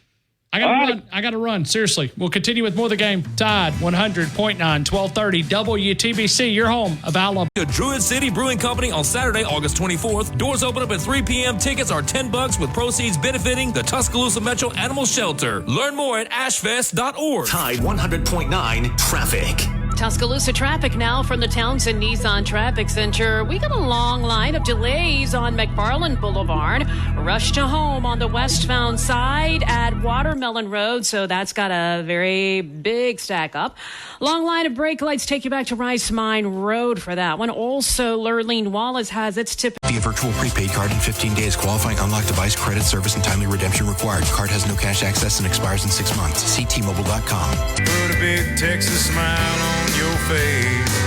I said, girls, I ain't as good as I once Hey, it's Med Center Urgent Care Family Medicine. No appointment necessary. The super doctors who live and work in our area. MedCenterUrgentCare.com. Locations in Northport, North River, right off Rice Mine Road, Demopolis, Fayette, Hoover, Alabama. The original location in the Lowe's Shopping Center. No appointment necessary. The online check-in, MedCenterUrgentCare.com. Let's continue with more phone calls, and we go to Jumbo. Jumbo, how are you, my friend? Welcome into the game in Tuscaloosa.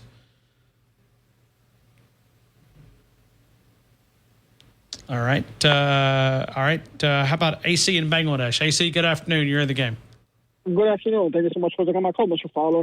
How's your weekend? I'm good. I hope you are too. It was good. I hope Mr. Producer is doing well. Yes, Bama Nick and we had a great conversation. There's some of the things I cannot disclose, but I hope he doesn't blame it on me for what happened to his air conditioners, AC. I don't know. What is he going to do? He's going to sue me or some sort? Did he know that I broke his air conditioner? He knows about this, or did you tell him? Did you break his air conditioner?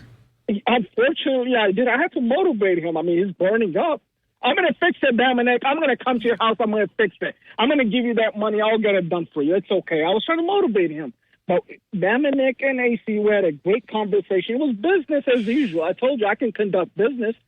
Can you believe it? Worst enemies, they just conducting business. Is that possible, Mr. Fowler? Are you guys enemies? We were at one point, right? Are y'all buddies now? It sounds like you guys are buddies. Business. You know, Donald Trump, he has enemies, but when it comes to business, you put your enemy aside. Show me the dollars, baby. Show me the dollars, baby. That's what Mr. Donald Trump does, right? But yeah. Are you a Donald Trump guy, AC?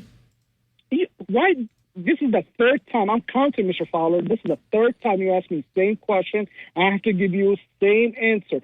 Whoever helps my wallet, I like that person. You asked me that question, I think, Thursday or Friday. I think Thursday you asked me that question. Well, I just like to hear it. I just like to make sure. And I gave you the answer, whoever helps my wallet.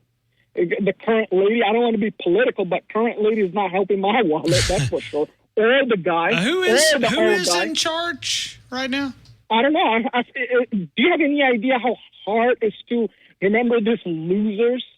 Do you have any idea? It's hard to remember these losers. Well, I was trying to think about the people that, because, she still has people on her team. Still people that would cast a vote for her. Because you believe that? You believe that? Yes, you should. It's unfortunate, right? It's unfortunate. This is why in America they have electoral college. Boom, boom. They can help you as well. But so Dominic and we had a great conversation. I'm going to offer my condolences to his friend. He did mention that, so I'm going to offer that, my sincere condolences. Hopefully God forgives his friend. And we had a nice conversation. Some business as usual. We got alone. I called the other show. I let that guy know how I felt about it. I put him in the spot. Someone has to, and I did. I certainly did. Man, and you're I such a good guy. Oh, yeah, I put him in the spot. Now, I have something for Mr. Tommy in Romulus. Business as usual, buddy, because Dominic and we're going to make this show number one. Mr. Fowler, did you ever work on TV before? Did you ever get on TV before? Have you ever seen a photo of me?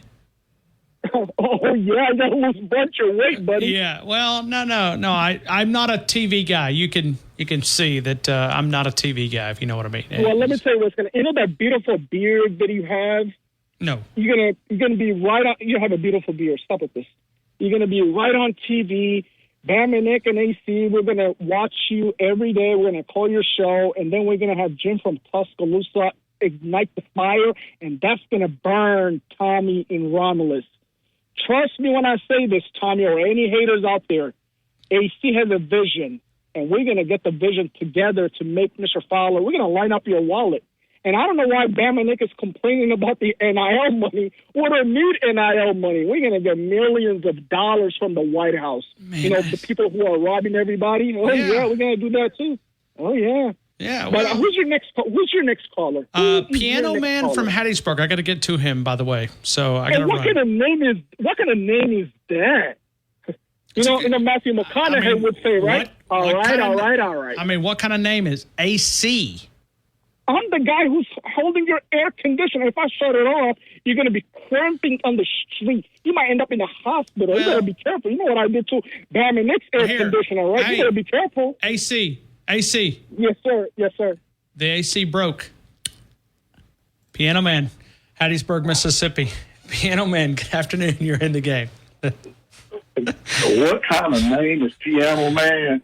Tell him to come find out, and I'll show it. Absolutely. Come on, man. I mean, listen, after you called me a couple of weeks ago, he can't pick on my guy, man. He can't pick on my guy. It's good to hear from you, man. I hope all is well.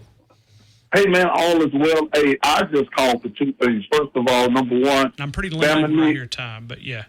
I know, but two things right quick. Bama Nick, you the man. Number two, Ryan Fowler. Man, I appreciate you, man. You're a good dude. Thank you for putting the content out for us. And the last thing, 26 more days. My family's so excited. We almost about to beat each other up because we ready to go see the Tide play. Yeah, I think we're all like that, Piano Man. I mean, listen, we've just about made it, right? I mean, this last 26 days, it's going to be a little bit of over the hill, and I'm going to try to squeeze in a little bit of a beach trip for at least a weekend. So I'm going to get through some viewing periods, and never know, I may jump down to the beach for a couple of days. Maybe. Oh, I hear you, man. Well, that's all I wanted to tell you, man. I just want to salute Bama Nick and you. AC, you my dude, too. Even though we ain't met yet, we will. And then you'll see the face behind the name. Roll Tide. Roll Tide. Piano Man, Ellis, Manchester, Tennessee. Ellis, good afternoon, sir. You're in the game. How you doing there, Mr. Ryan Fowler? I'm good. Just trying to make it through the day. Yeah, I can understand.